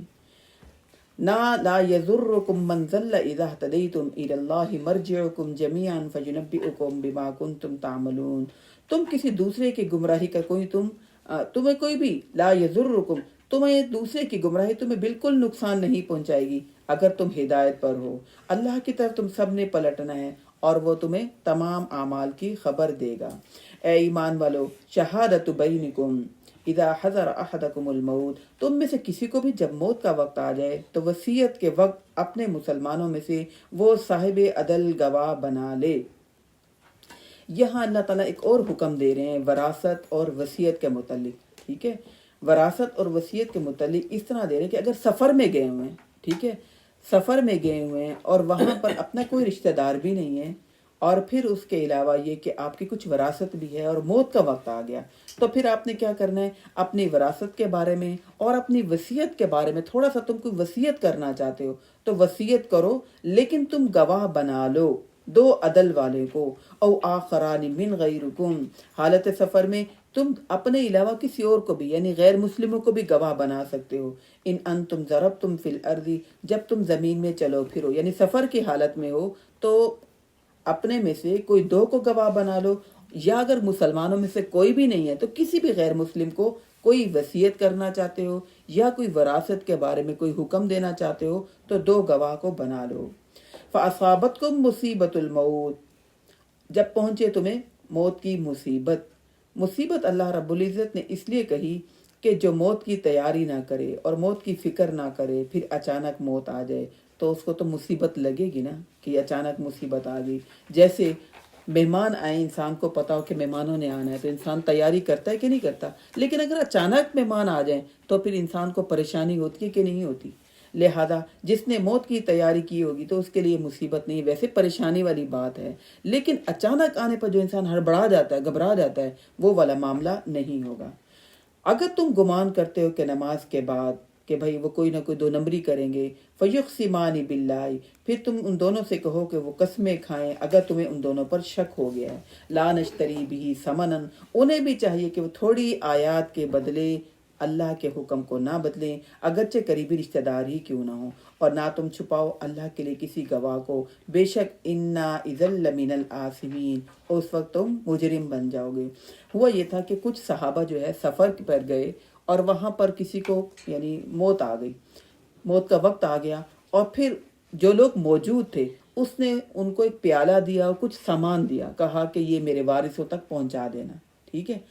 لیکن انہوں نے باقی تو سامان پہنچا دیا، اس میں سے ایک پیالہ غائب کر دیا جو کہ چاندی کا تھا، بہت قیمتی پیالہ تھا، تو اور انہوں نے اس کو بازار میں جا کر بیچ دیا۔ جب بیچا تو جو ساتھی جن کو سامان دیا تو انہوں نے کہا کہ اس میں وہ قیمتی پیالہ نہیں ہے، وہ پیالہ نہیں ہے، تو جن کو سامان دیا تھا انہوں نے کہا ہم نے اس کو نہیں چرایا، جتنا سامان دیا تو انہوں نے جھوٹ بولا، ہم نے دے دیا۔ تو نبی اکرم صلی اللہ علیہ وسلم کو بعد میں وہ پیالہ جب بازار میں مدینے میں نظر آیا تو انہوں نے انہی کا نام لیا جن کو اس نے وہ سامان یعنی فوت ہونے والے نے سامان دیا تھا، تو انہوں نے انہی کا نام لیا کہ ہم نے ان سے خریدا ہے۔ تو اللہ تعالیٰ کہہ رہے ہیں کہ اگر ایسا ہو کہ وہ 2 نمبری کر رہے ہیں، تمہیں شک ہو جائے تو تم ان سے کہہ دو، تم ان سے کہہ سکتے ہو کہ وہ قسمیں کھائیں اور جھوٹی قسم نہ کھاؤ اگرچہ قریبی رشتہ دار ہی کیوں نہ ہو۔ فَإِنْ عُثِرَ عَلَىٰ أَنَّهُمَا اسْتَحَقَّا، اور اگر یہ معلوم ہو کہ دونوں گناہ میں ملوث ہو گئے ہیں، یعنی دو جو عادل بنائے تھے، گواہ بنائے تھے، اگر وہ جھوٹے، ان کی نیت میں خرابی آ گئی ہے، ان کی نیت میں فطور آ گیا ہے، فآخران یقومان، اس کے علاوہ 2 اور گواہ بنا دو، مقامہما، اور لوگ تو موجود ہوں گے نا، 2 اور لوگ گواہ دیں گے، اپنی مرضی سے پہلے 2 گواہ بنائے، ٹھیک ہے، گواہی دینا کہ بھئی ہم نے یہ سامان دیا ہے، میت کے وارثوں تک پہنچانا، لیکن جس کو سامان ملا ان کی نیتوں میں فطور آ گیا اور انہوں نے کچھ نکال لیا، تو اللہ تعالیٰ کہہ رہے ہیں پھر تم نے 2 اور لوگوں کو گواہ بنانا ہے جو ان سے زیادہ بہتر ہوں، جن کی حق تلفی ہوئی ہے، وہی پھر ان کو 2 اور کو چنیں گے، اور وہ بھی اللہ کی قسم کھا کر کہیں گے لشہادتنا احق من شہادتہما، ہماری شہادت ان پہلے کی نسبت زیادہ بہتر ہے، وما اعتدینا، اور یہ حد سے بڑھنے والے، زیادتی کرنے والے نہیں ہوں گے، انا اذا لمن الآثمین، اگر انہوں نے پھر ایسا کیا تو یہ پھر ظالموں میں سے ہوں گے۔ یہ طریقہ اس لیے ہے، ذالک ادنی ان یاتوا، یہ زیادہ اس لیے بہتر طریقہ ہے کہ پہلے گواہوں کو ہٹاؤ، پھر اور 2 گواہوں کو کہو کہ وہ 2 اور گواہ دے دیں، اس لیے ہے کہ یہ ان یاتوا بالشہادتی، تاکہ یہ گواہی پر، سچی گواہی دینے پر قائم رہیں، علی وجہیا، اپنے اصل بات کی طرف یہ جمے رہیں، او یخافوا ان ترد ایمان بعد ایمانہم، یا یہ کہ وہ ڈر جائیں کہ کہیں ان ترد ایمان، کہیں ان کی قسموں کے بعد اور جو لوگ قسمیں کھائیں گے تو ان کی قسموں کو رد کیا جا سکتا ہے، لہذا اللہ سے ڈرو اور خوب سن لو اس بات کو، بے شک اللہ فاسق قوم کو ہدایت نہیں دیتا۔ گواہ اگر جھوٹ بولے تو گواہوں کو چینج کر کے اور گواہ بھی لا سکتے ہیں، لہذا کرنا تو بہتر یہ ہے کہ مالی معاملات، جو وصیت بھی کہہ رہے ہوں، جو بھی وراثت کا معاملہ ہو، اس کو لکھ دیا جائے تاکہ معاشرے میں بدگمانی پیدا نہ ہو۔ لیکن بعض معاملات میں ہوتا یہ ہے کہ انسان لوگوں سے زیادہ ڈرتا ہے، انسان کو اگر اس بات کا ڈر ہو جائے کہ میں اگر جھوٹی گواہی دوں گی تو 2 اور لوگ جو ہوں گے نا، وہ اس کے بعد میرے خلاف گواہی دے دیں گے، تو اللہ تعالیٰ کہہ رہے ہیں کہ لوگوں سے تو تم ڈر جاؤ گے، اس وجہ سے اللہ سے ڈرنے کے مقابلے میں لوگوں سے ڈرو گے، اس وجہ سے تم جھوٹی گواہی دینے سے رک سکتے ہو، لہذا جھوٹی گواہی دینے سے روکنے کے لیے اگر یہی اسباب اختیار کرنے پڑیں کہ 2 اور گواہ ڈھونڈنے پڑیں، تو لہذا تم پھر 2 اور گواہ بنا لیا کرو تاکہ لوگ جھوٹ نہ بولیں۔ ہوتا نا، ہم لوگوں سے ڈر رہے ہوتے ہیں کہ کہیں ہمارا لوگ نہ پول کھول دیں، تو اللہ کہہ رہا ہے اللہ سے تو ڈرتے نہیں ہو، لوگوں سے ڈر کر پھر تم سچی گواہی دو گے کہ اور لوگ بھی کھڑے ہوئے تھے، انہوں نے دیکھا، وہ نہیں ہماری بات کے اوپر قسمیں کھا لیں کہ یہ جو قسمیں کھا رہے ہیں، جھوٹی کھا رہے ہیں، ہم قسم کھا کر کہتے ہیں کہ یہ معاملہ ایسا نہیں، یہ بات ایسی نہیں ہے۔ تو ان 2-3 آیات میں اللہ رب العزت نے ہمیں یہ سمجھایا کہ وراثت اور وصیت اگر سفر میں کرنی پڑے تو 2 گواہ بنانے ہیں، اور ان 2 گواہوں نے سچی گواہی دینی ہے، اور اگر وہ مکر جائیں تو پھر 2 اور گواہ ڈھونڈ لیں کہ اور لوگ کون تھے جو وہاں پر موجود تھے، وہ پھر قسمیں کھائیں گے کہ یہ غلط بات کر رہے ہیں اور ہم صحیح بات کر رہے ہیں۔ یوم یجمع اللہ الرسل، اس دن اللہ رسولوں کو جمع کرے گا، پھر پوچھے گا ماذا اجبتم، تمہیں کیا جواب دیا گیا؟ وہ کہیں گے ہمیں تو کچھ بھی علم نہیں، بے شک آپ ہی غیب کو خوب جاننے والے ہیں۔ انبیاء نے ساری زندگی محنتیں اور مارے کھائیں، لیکن قیامت کے دن ادب کی وجہ سے وہ کچھ بھی نہیں کہیں گے، وہ کہیں گے یا اللہ ہمیں نہیں پتا، ہمارے بعد انہوں نے شریعت کو چھوڑ دیا، دین کا مذاق اڑایا، یہ شرک کرنا شروع ہو گئے، وہ کہیں گے یا اللہ ہمیں نہیں پتا، ہم نے تو تمام پیغام ان تک پہنچا دیا۔ وہ وقت تو یاد کرو جب عیسیٰ ابن مریم جب اللہ اسے ابن مریم سے کہے گا کہ میرے ان احسانوں کو یاد کرو جو میں نے تم پر اور تمہارے والدہ پر کی، جب میں نے روح القدس سے تمہاری مدد کی، اور تکلم الناس فی المہد وکہلا، تم نے بات کی لوگوں سے گہوارے میں اور چھوٹی عمر میں، اور جب میں نے تمہیں کتاب اور حکمت اور تورات اور انجیل سکھائی، جب تم میرے حکم سے مٹی سے پرندے کو شکل دیتے تھے اور میرے حکم سے فتنفخ فیہا فتکون طیرا باذنی، اور پھر تم اس میں پھونک مارتے تھے تو وہ میرے حکم سے سچ مچ کا پرندہ بن جاتا تھا، اور تم پیدائشی اندھے کو بھی اور ٹھیک کر دیتے تھے، اور کوڑی کے بیماری والے کو بھی تم میرے حکم سے تندرست کر دیتے تھے، اور جب تم وَإِذْ تخرج الموتى بإذنی، اور جب تم مردوں کو میرے حکم سے زندہ کر دیتے تھے۔ تو یہاں اللہ رب العزت نے عیسیٰ ابن مریم سے کہا کہ تم میری نعمتوں کو یاد کرو، لہذا جب بھی انسان اللہ کی دی ہوئی نعمتوں کو یاد کرتا ہے تو انسان فرما بردار بن جاتا ہے، اور جب انسان تکلیفوں کو پریشانیوں کو یاد کرتا رہے تو پھر انسان کے اندر نافرمانی آتی ہے اور فرما برداری کم آتی ہے۔ تو لہذا اللہ کی نعمتوں کو یاد کرنا ہے تاکہ ہم شکر بھی کرتے رہیں اور اللہ کے فرما بردار بھی بنے رہیں۔ قیامت والے دن اللہ تعالیٰ عیسیٰ علیہ السلام کو اپنی نعمتیں یاد کروائیں گے، یہ جو نعمتیں ساری ہیں۔ تو جب بھی کسی کی مدد اللہ کرنا چاہے، غیبی طاقتوں کے ذریعے مدد کرنا چاہے تو اللہ مدد کر سکتا ہے، کچھ بھی حالات ہوں، ہمیں گھبرانا نہیں چاہیے۔ عیسیٰ علیہ السلام کی جو اللہ تعالیٰ نے مدد کی، ان کے پیدائش کے بعد ہی فتنے تو کھڑے ہو گئے تھے، ان کی والدہ پر تہمت، اور عیسیٰ علیہ السلام کو بھی والد الزنا کہتے تھے۔ حالات ایسے تھے کہ بہت مشکل تھے، تمام لوگ عیسیٰ علیہ السلام کے خلاف اور ان کی والدہ کے خلاف تھے، تو اللہ نے غیبی طاقتوں کے ذریعے عیسیٰ علیہ السلام کی مدد کی، جو کہ ناممکن کام تھے۔ تو ہمارے لیے بھی اس میں بہت بڑا سبق ہے کہ کسی بھی حالات میں گھبرانا نہیں چاہیے، بے شمار غیبی طاقتوں سے اللہ ہماری اور سب کی مدد کرتا ہے۔ اور وَإِذْ كَفَفْتُ بَنِي اسرائیل، اور ان کا اذ جئتہم بالبینات، اور جب تو بنی اسرائیل کے پاس کھلی نشانیاں لے کر آیا تو میں نے تجھے اور میں نے ہی تجھے بنی اسرائیل سے بچا لیا۔ اور فقال الذین کفروا منہم ان ھذا الا سحر مبین، ان میں سے جن لوگوں نے انکار کیا تھا وہ کہنے لگے یہ تو معجزات ہیں، اور وہ معجزات کو دیکھ کر فقال الذین کفروا منہم ان ھذا الا سحر مبین، جو کافر تھے ان میں سے انہوں نے معجزات کو دیکھ کر کہا کہ یہ تو کھلم کھلا جادو ہے۔ عیسیٰ علیہ السلام کے دور میں جادو بڑے عروج پر تھا، ہر نبی کو وہ معجزے دیے گئے جس دور میں جس کی ضرورت ہوتی تھی۔ عیسیٰ علیہ السلام کے دور میں جادو بڑے عروج پر تھا، تو اللہ تعالیٰ نے ان کو غیبی طاقت کے ذریعے یہ معجزے دیے کہ مادر ذات یعنی پیدائشی اندھے کو اور کوڑ کی بیماری والے کو آپ ہاتھ پھیرتے تھے تو صحیح ہوتا تھے، تو وہ کہتے تھے کہ اللہ کے حکم سے ہوا ہے، میں نے کچھ بھی نہیں کیا۔ وہ کہتے تھے یہ تو کھلم کھلا جادو ہے۔ وَإِذْ أَوْحَيْتُ إِلَى الْحَوَارِيِّينَ أَنْ آمِنُوا بِي وَبِرَسُولِي، اور جب میں نے وحی کی یا میں نے اشارہ کیا حواریوں کو کہ ایمان لاؤ مجھ پر اور میرے رسول پر، تو وہ کہنے لگے ہم ایمان لے آئے اور آپ گواہ رہیں بے شک ہم مسلمان ہیں۔ لہذا یہ جو وحی کی اللہ تعالیٰ نے، یعنی یہ انوکھا معجزہ تھا کہ اللہ تعالیٰ نے حواریوں کے دل میں یہ بات ڈالی کہ لوگ عیسیٰ علیہ السلام کی بہت زیادہ مخالفت کر رہے ہیں، تم ان کے ساتھی بن جاؤ، ٹھیک ہے، تم ان پر ایمان لے آؤ۔ تو حصی چیزیں دیکھنے کے باوجود حواری کہتے ہیں عیسیٰ علیہ السلام کے دور میں جو ساتھی تھے، تو وہ عیسیٰ علیہ السلام پر ایمان لے آئے۔ لہذا انہوں نے کوئی شرط نہیں لگائی، وہ ایمان لے آئے، اور وہ کہنے لگے کہ ہم ایمان لے آئے کہ واقعی آپ اللہ کے رسول ہیں، یہ جو آپ غیبی طاقتوں کے ذریعے کچھ کام کر کے دکھا رہے ہیں، آپ اللہ کے واقعی سچے رسول ہیں۔ جب حواریوں نے عیسیٰ ابن مریم سے کہا اے عیسیٰ ابن مریم کیا تمہارا رب یہ کر سکتا ہے؟ اب یہ ایمان تو لے آئے تھے، ساتھی تو بن گئے، اب حواریوں نے انوکھا معجزہ مانگا۔ حواریوں نے کہا کہ بھئی ہمارے سامنے بھی کوئی حصی معاملہ ہو، اللہ رب العزت کھانا اتاریں تو پھر ہم آپ کے رب پر ایمان، ساتھی بن گئے، ایمان لے آئے، اور ایمان لانے کے بعد بھی انہوں نے کہا حل یستطیع ربک ان ینزل علینا، کیا آپ کا رب ہمارے لیے کچھ دسترخوان اتار سکتا ہے، کوئی کھانے کی چیزیں اتار سکتا ہے؟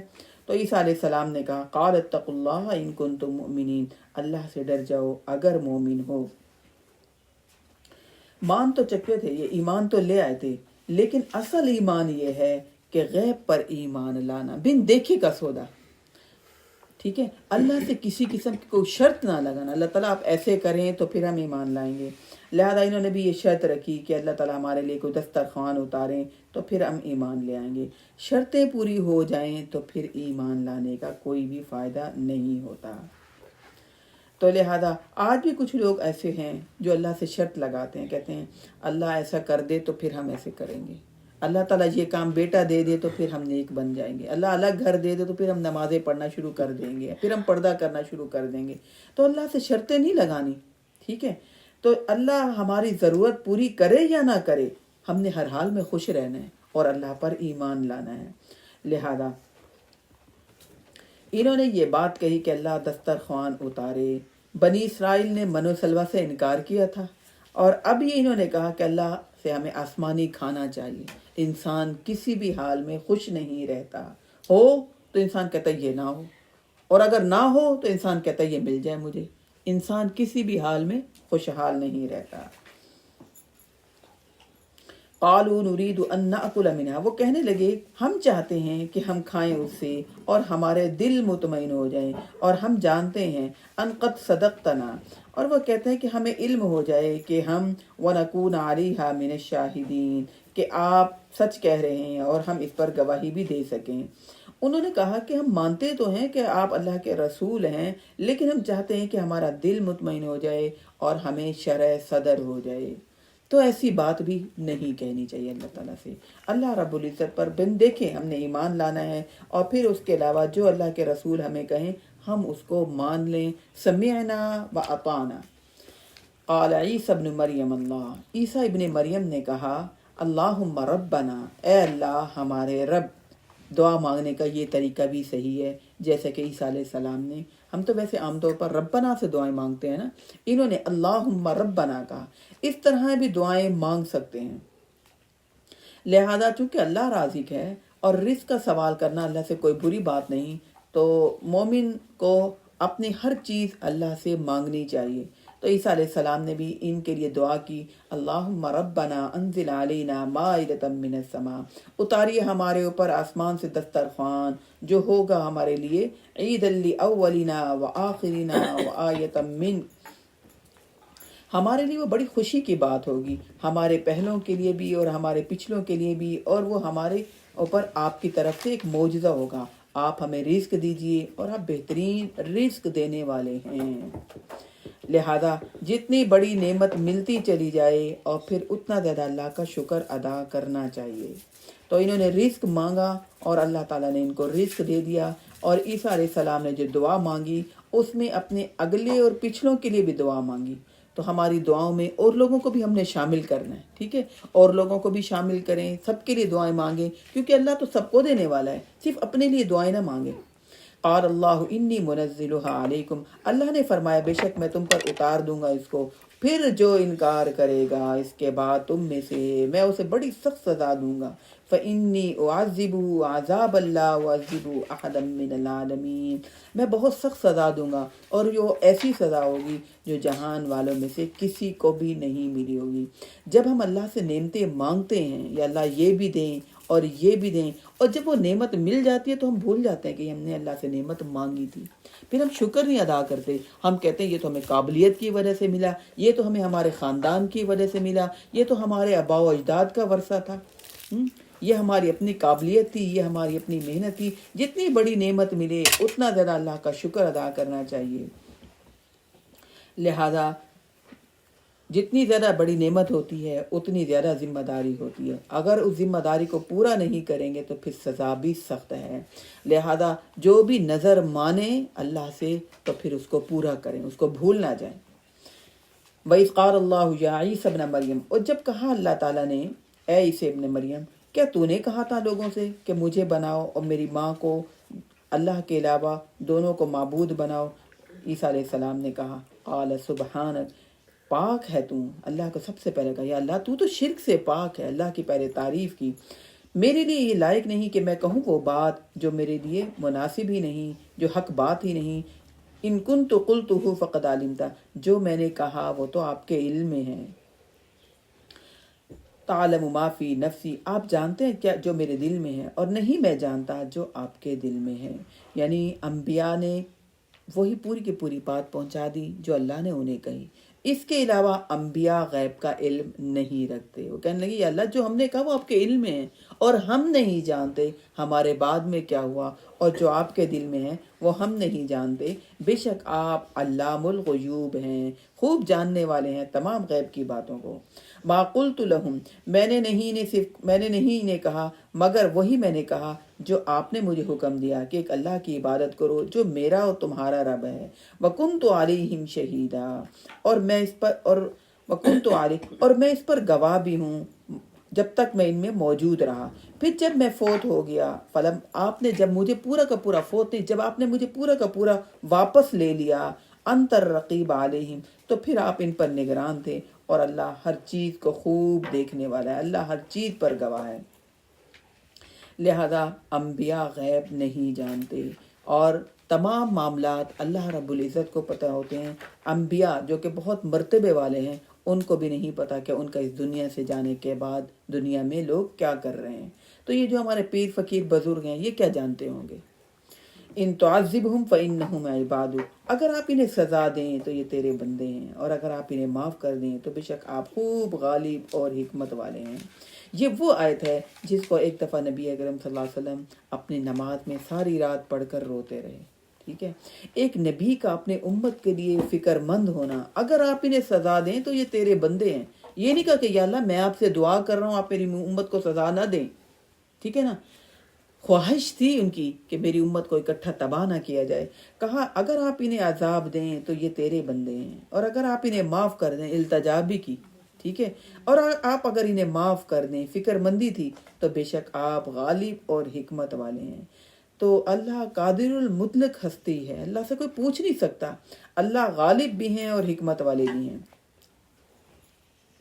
लिहाजा अल्लाह से दुआ मांगें, और अगर दुआ से जो हमने मांगी है वो उल्ट हो जाए तो फिर हमें अल्लाह से गिला शिकवा नहीं करना चाहिए। बेटा मांगते रहे, सारी ज़िंदगी बेटा मांगते रहे, अल्लाह बेटा दे बेटा दे, बेटा मिला नहीं, बेटियां मिली, तो फिर क्या हम अल्लाह से गिला शिकवा करें।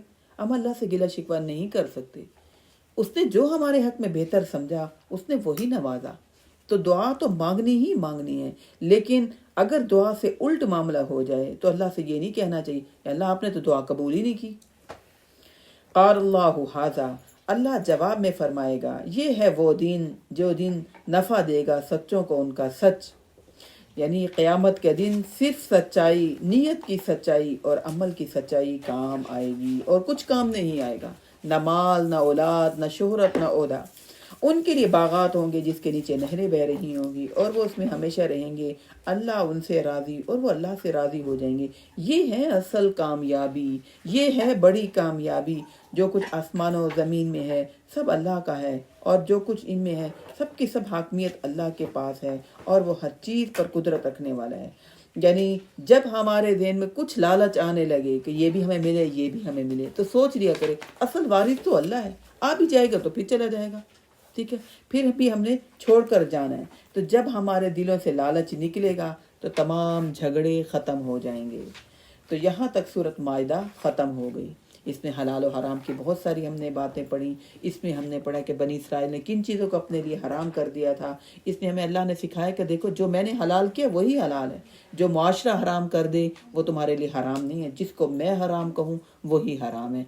और बनी इसराइल पर कुछ चीज़ें जो हराम हुई वो उन्होंने खुद की, अल्लाह ने नहीं की थी। ठीक है, तो इसमें हमने बहुत सारी बातें पढ़ी। आगे सूरत हो रही है, शुरू हो रही है सूरतुल अनआम। अल्हम्दुलिल्लाह, बिस्मिल्लाहिर्रहमानिर्रहीम, अल्हम्दुलिल्लाहिल्लज़ी खलक़स समावाति वल अर्ज़ व जअलज़ ज़ुलुमाति वन नूर। हर तरह की तारीफ़ अल्लाह के लिए है जिसने आसमानों और ज़मीन को पैदा किया, और उसने बनाए अंधेरे भी और रोशनी भी। अंधेरे यहाँ अल्लाह ताला ने ज़्यादा कहा, अंधेरे क्योंकि अंधेरे गुमराहियाँ फितने ज़्यादा हैं, और उसके मुकाबले में नूर रोशनी बहुत थोड़ा है। ठीक है, बहुत थोड़े लोग इसको सीखने वाले हैं। तो गुमराहियाँ और अंधेरे और फितने फैलाने वाले ज़्यादा हैं। तो यहाँ पर पिछली आयत में अल्लाह ताला ने कहा कि अल्लाह मालिक है। यहाँ अल्लाह रब्बुल इज़्ज़त ने तख्लीक़ कायनात का तज़किरा करके उसका अमली सबूत भी दे दिया कि देखो मैं ही रोशनी पैदा करने वाला हूँ, और मैंने ही अंधेरों को ख़त्म किया, इस नूर को, इस रोशनी को, इस हिदायत को भेजकर। फिर भी लोग अपने रब के साथ शिरक करते हैं, नाइंसाफ़ी करते हैं। वही तो है जिसने तुम्हें पैदा किया मट्टी से। यहाँ इंसान को अपनी असल याद करवाई, मट्टी से तुम पैदा हुए हो। ठीक है, लिहाजा गुरूर में मुब्तला ना हो। फिर सुम्मा क़ज़ा अजलन व अजलुम मुसम्मन इंदहु, फिर उसने तुम्हारा एक वक्त मुकर्रर किया मौत का, और वो वक्त उसके पास मुकर्रर है। फिर तुम क्यों शक करते हो दोबारा उठने के बारे में। लिहाजा ज़िंदगी के टाइम मुकर्रर है, हमारे पास बहुत थोड़ा टाइम है। लिहाजा ज़िंदगी के टाइम को, एक एक मिनट को, एक एक दिन को, दिन की कदर करनी चाहिए। अचानक मौत आएगी और उस वक्त हमारे पास یہ زندگی کا جو ٹائم ہے یہ مہلت ختم ہو جائے گی۔ وہی ہے اللہ جو آسمانوں میں اور زمین میں ہے، وہ جانتا ہے تمہاری تمام چھپی باتوں کو اور تمام تمہاری ظاہری باتوں کو، اور وہ جانتا ہے جو تم کماتے ہو، جو تم اعمال کرتے ہو۔ نہیں آتی کوئی بھی نشانی ان کے رب کی طرف سے مگر وہ اس کے ساتھ اعراض کرنے والے ہوتے ہیں، ٹھیک ہے۔ ہر انسان کی زندگی میں کوئی نہ کوئی نشانیاں ضرور آتی ہیں، بیمار ہوئے، دوائیاں اتنی کھائیں لیکن دوائیوں سے صحیح نہیں ہوئی، اتنی پریشانیاں آئیں، لوگوں نے جو ہے ناک میں دم کر دیا تھا، بہت ذرا لوگوں نے تنگ کیا ہوا تھا، لیکن اللہ نے کیا کیا، اچانک مدد کی، حالات ہمارے بہتر ہو گئے اور سب لوگ عزت کرنے لگ گئے۔ اللہ کہہ رہے ہر ایک کی زندگی میں نشانیاں آتی ہیں، ٹھیک ہے، لیکن ان نشانیوں سے نصیحت حاصل کرنے کے بجائے انسان اعراض کر لیتا ہے، ہماری محنت کا نتیجہ ہے، انسان یہ سمجھتا ہے۔ اللہ کہہ رہے نہیں آتی کوئی بھی نشانی میں سے کوئی نشانی مگر لوگ کیا کرتے ہیں، اعراض کر دیتے ہیں، اعتراض کرتے رہتے ہیں۔ اس وجہ سے نہیں، اس وجہ سے حالات بہتر ہوئے، بچے بڑے ہو گئے، ٹھیک ہے نا، ہم باہر شفٹ ہو گئے، بچہ باہر چلا گیا، باہر سے پیسہ آنے لگے۔ فقد كذبوا بالحق لما جاءهم فسوف ياتي، پھر جب ان کے پاس حق آ گیا تو پھر دوسرا کام انہوں نے کیا، اس حق کو انکار کر دیا۔ ہدایت کے راہیں بھی بنی، اسباب بھی بنے، ان کو سچ بات سمجھ بھی آنے لگی، پھر بھی انہوں نے انکار کیا، عمل نہیں کیا، جھٹلا دیا۔ تو فسوف یاتیہم انباء ما كانوا به یستہزئون، انہیں خبریں بھی وہ پہنچتی رہیں جس کا یہ لوگ مذاق اڑاتے رہے۔ یعنی ہر دور میں لوگوں کے کیا رویہ ہوتا ہے، جب بھی دین کی بات، کوئی حق بات کا پتہ چلے تو سب سے پہلے کہتے ہیں کہ نہیں ہم نے اپنے آپ کو بدلنا نہیں ہے نا، نئے دین بتا رہے ہیں آپ، اعراض کرتے ہیں۔ پھر دوسرا کام کیا کرتے ہیں، سچ یقین بھی، سچی بات پر یقین بھی ہو جائے تو پھر بھی کہتے ہیں اپنے آپ کو چینج کرنا بڑا مشکل ہے، ان حالات میں عمل کرنا بہت مشکل ہے، جٹلاتے ہیں۔ تیسرا کام کیا کرتے ہیں، دین کا مذاق اڑاتے ہیں، کہتے ہیں کہ بھئی یہ دقیانوسی باتیں ہیں، اس دور میں عمل کرنا مشکل نہیں ہے، یہ تو صحابہ کرام کے لیے تھا، یہ تو نبی اکرم صلی اللہ علیہ وسلم کے لیے تھا، اس پر عمل تو امہات المومنین نے کیا، تو یہ لہذا یہ اس دور کی باتیں ہیں، تو مذاق اڑاتے ہیں دین کا۔ کیا نہیں انہوں نے دیکھا کہ کتنے ہلاک کی ہم نے ان سے پہلے بستیاں، ہم نے ان کو زمین میں جگہ دی تھی، ما لم نمکن لہم، ان جیسا ہم نے کسی کو بھی ایسا اقتدار نہیں دیا تھا۔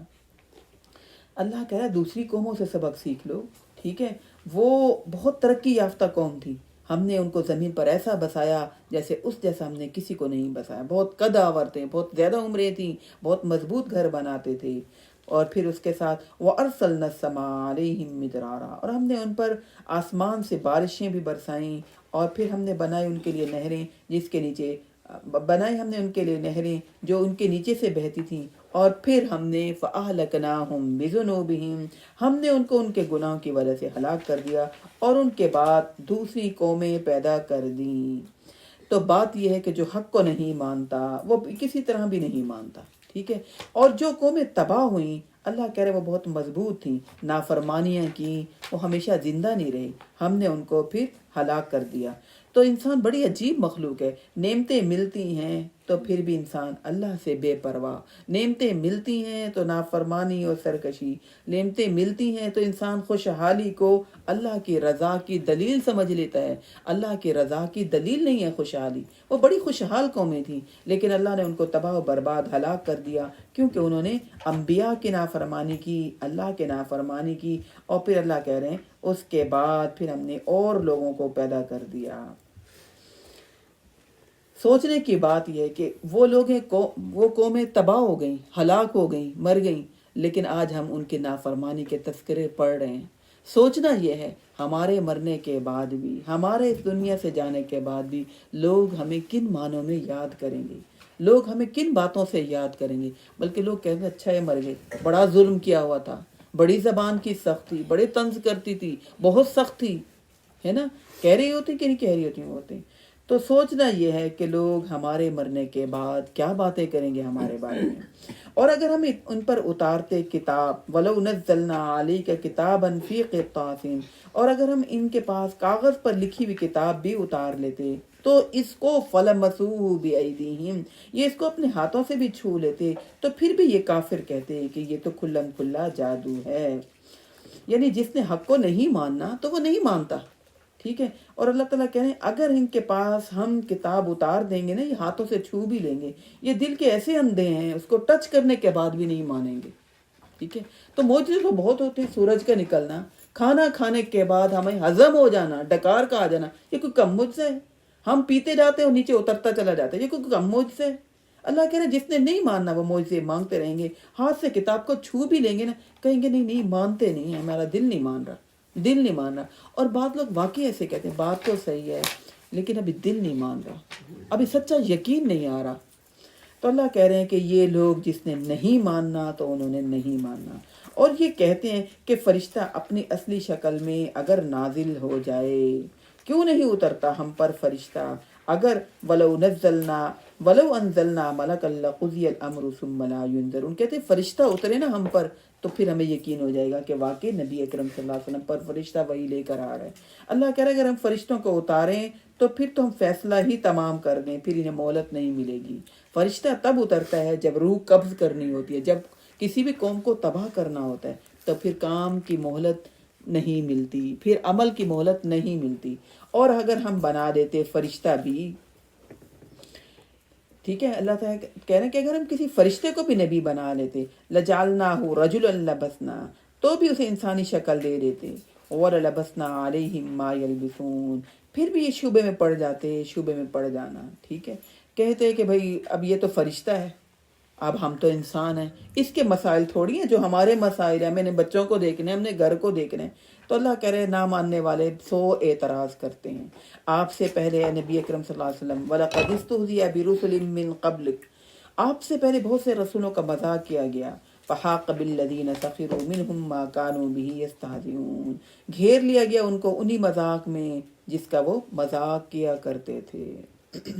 کسی کا مذاق اڑانا بہت بری بات ہوتی ہے، لہذا کسی کی بات کو ٹھکرا دینا یا اس کی بات کو پکڑ لینا یہ بھی مذاق اڑانا ہے.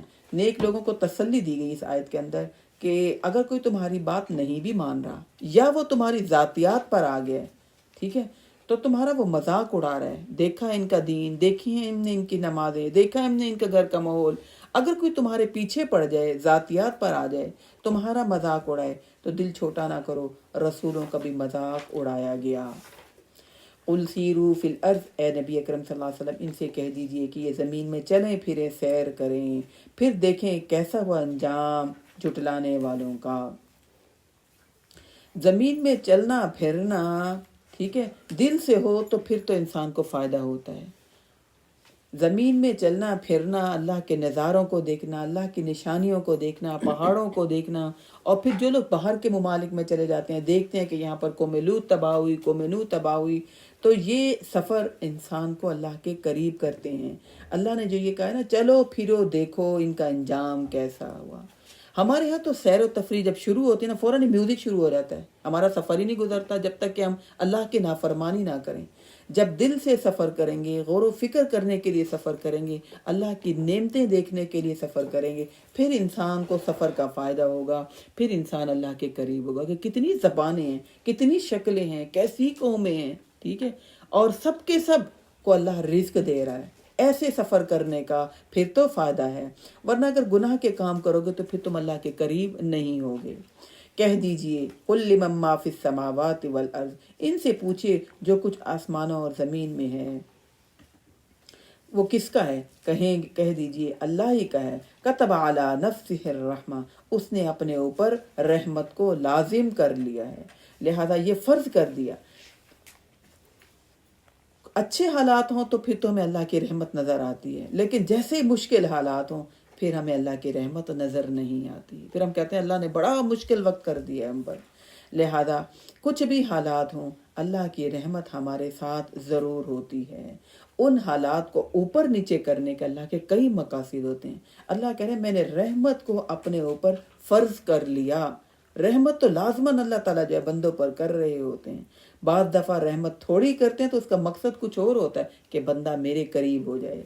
لَيَجْمَعَنَّكُمْ إِلَى يَوْمِ الْقِيَامَةِ لَا رَيْبَ فِيهِ، تمہیں ضرور قیامت کے دن اللہ جمع کرے گا جس کے آنے میں کوئی بھی شک نہیں. اگر تمہیں دنیا میں محنت کا صلہ نہیں مل رہا تو کوئی بات نہیں، دل برداشتہ نہ ہو، قیامت کا دن ہے نا، اس دن تمام اعمال کا صلہ مل جائے گا، اور وہ دن انصاف کا ہے۔ اور وہ لوگ الذین خسروا انفسهم فهم لا یؤمنون، مگر وہ خود ہی خسارے میں رہنا چاہیں اور ایمان نہ لائیں، تو اللہ کہہ رہا ہے یہ ان کی مرضی ہے۔ ورنہ اگر کوئی چھوٹا موٹا نقصان ہو، اللہ رحمت تو کر رہا ہوتا ہے، اللہ کے علم میں ہوتی ہیں تمہاری تکلیفیں اور پریشانیاں، اللہ وہ دکھ تکلیفیں پریشانیاں دے کر قیامت والے دن تمہارے درجات، آخرت میں درجات بلند کرنا چاہ رہے ہوتے ہیں۔ وَلَهُ مَا سَكَنَ فِي اللَّيْلِ وَالنَّهَارِ، رات اور دن میں جو کچھ بھی ہے، جو کچھ بھی آباد ہے، سب اللہ ہی کا ہے، اور وہ سب کچھ سننے والا اور جاننے والا ہے۔ کیا میں اللہ کو چھوڑ کر کسی اور کو ولی بنا لوں، اپنا سرپرست بنا لوں، حالانکہ آسمان و زمین کو تو اسی نے پیدا کیا، اور وہ سب کو کھانا کھلاتا ہے، لیکن وہ خود نہیں کھاتا۔ وَهُوَ يُطْعِمُ وَلَا يُطْعَمُ، اللہ تعالیٰ نے حضرت مریم کی اور عیسیٰ ابن مریم کے بارے میں کہا تھا یہ تو دونوں کھانا کھاتے ہیں، ان کو تم خدا کیسے بنا بیٹھے ہو۔ یہاں اللہ تعالیٰ نے اپنا تعارف کروایا کہ دیکھو اللہ کھلاتا ہے اور اللہ خود نہیں کھاتا۔ قُلْ إِنِّي أُمِرْتُ أَنْ أَكُونَ أَوَّلَ مَنْ أَسْلَمَ وَلَا تَكُونَنَّ مِنَ الْمُشْرِكِينَ، کہہ دیجئے بے شک مجھے یہی حکم ہوا ہے کہ میں سب سے پہلے اللہ کا فرما بردار بن جاؤں اور مشرکوں میں سے نہ ہوں۔ لہذا دلوں کا رخ ہر ایک کو اللہ کی طرف کرنا چاہیے، یہی اللہ نے حکم دیا، اور دعوت دینے والے کو تو سب سے پہلے عمل کرنا چاہیے۔ ٹھیک ہے، اگر ہم کسی کو کوئی بات خیر کی کریں تو ہم خود بھی اس پر عمل کرنے والے ہوں، اس بات کو کہنے میں پھر اس میں خیر اور بھلائی ہوتی ہے۔ اللہ نے حکم دیا کہ سب سے پہلے اللہ کے فرما بردار بن جائیں اور خود انسان بنیں۔ لہذا کوئی بڑا ہو یا چھوٹا، اس کو فرما بردار بننا ہے۔ نبی اکرم صلی اللہ علیہ وسلم نے کہا مجھے حکم دیا گیا کہ میں اللہ کا سب سے بڑا فرما بردار بنوں۔ ہم کہتے ہیں نا آپ کو نہیں پتہ ہم کس خاندان کے ہیں، ہم سید خاندان کے ہیں، لہذا بھی سید خاندان کے ہیں تو کیا آپ نے دین پر عمل نہیں کرنا؟ نبی اکرم صلی اللہ علیہ وسلم کہہ رہے ہیں مجھے حکم دیا گیا ہے کہ میں سب سے پہلے اللہ کا فرما بردار بنوں اور مشرکوں میں سے نہ ہوں، اور کہہ دیجئے بے شک میں تو ڈرتا ہوں کہ میں نافرمانی کروں اپنے رب کی اور عذاب یوم عظیم، اور بڑے دن کی، عظیم دن کی۔ یہ جو ہے نا، کیونکہ میں ڈرتا ہوں، اللہ کا خوف کوئی بری چیز نہیں ہے، بلکہ یہ ایک حفاظتی دیوار ہے جو انسان کو گناہ کے کاموں سے روکتی ہے۔ اور بڑے سے بڑے انسان کو بھی اللہ سے ڈرنا چاہیے، کیونکہ شیطان تو ہر ایک پر حملے کر رہا ہے، اعلیٰ خاندان کا ہو جانا، ٹھیک ہے، تو پھر بھی اللہ سے ڈرنا ہے، شیطان ہر ایک پر حملے کر رہا ہے۔ اور یہ قیامت کے دن کو جو بڑا دن کہا، اس لیے کہا ٹائم کے حساب سے اور عمل کے حساب سے واقعی وہ دن بڑا ہوگا۔ ہم نے پڑھا تھا نا کہ وہ 50,000 سال کا وہ دن ہوگا، تو اس کو اللہ نے بھی کہا یوم عظیم، یہ قیامت کا دن کا نام، ٹائم کے حساب سے بھی اور حساب کتاب اور عمل کے حساب سے بھی وہ دن بڑا ہوگا۔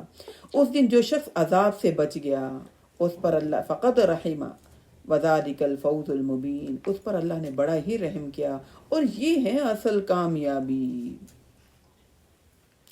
قیامت کے دن اللہ کی رحمت سے ہم جنت میں جا سکتے ہیں، ورنہ ہم جنت کی قیمت تو ادا کر ہی نہیں سکتے۔ لہذا قیامت والے دن جس پر اللہ نے رحمت کر دی، اس کو جہنم سے بچا لیا، یہ بڑی کامیابی ہے۔ ہم بھی بڑی کامیابیاں سمجھتے ہیں کہ بچوں نے پاس کر لیا، یہ امتحان، ڈگری مل گئی، بڑا گھر بنا لیا، کافی عرصے سے خواہش تھی، بڑی گاڑی لے لی تو بڑی کامیابی ہوگی۔ یہ کامیابیاں تو وقتی ہیں، جس کو اللہ نے جہنم کی آگ سے بچا لیا وہ بڑی کامیابی ہے۔ ٹھیک ہے، اور چھوٹے موٹے نقصانوں کا ہو جانا کوئی بڑے نقصان نہیں ہے۔ ٹھیک ہے، وَإِن يَمْسَسْكَ اللَّهُ بِضُرٍّ فَلَا كَاشِفَ لَهُ إِلَّا هُوَ، اور اللہ جب کوئی تکلیف پہنچاتا ہے تو اس تکلیف کو اللہ کے سوا کوئی دور کرنے والا نہیں، اور اگر کوئی بھلائی کا ارادہ کرے تو وہ بھی وہی دے سکتا ہے، کیونکہ وہ ہر چیز پر قادر ہے۔ جب بھی حالات بگڑنے لگیں، محسوس ہوں، تو فوراً اللہ کی طرف رجوع کریں، کیونکہ ہر قسم کی طاقت اور قدرت اللہ کے پاس ہے جو ہر چیز پر قادر ہے۔ یہ انسان کو ہر غموں سے اور ہر فکر سے انسان کو بچا لیتی ہے، یہ والی آیت۔ وَهُوَ الْقَاهِرُ فَوْقَ عِبَادِهِ وَهُوَ الْحَكِيمُ الْخَبِيرُ، وہ اپنے بندوں پر جو ہے بڑا ہی پورا کا پورا اختیار رکھتا ہے، اور وہ بڑا حکمت والا خبردار ہے۔ سب اس کے سامنے بے بس ہیں، سب کے سب بے بس ہیں۔ قُلْ أَيُّ شَيْءٍ أَكْبَرُ شَهَادَةً، پوچھئے سب سے بڑھ کر سچی گواہی کس کی ہو سکتی ہے؟ قُلِ اللَّهُ، کہہ دیجئے اللہ کی۔ جو میرے اور تمہارے درمیان گواہ ہے۔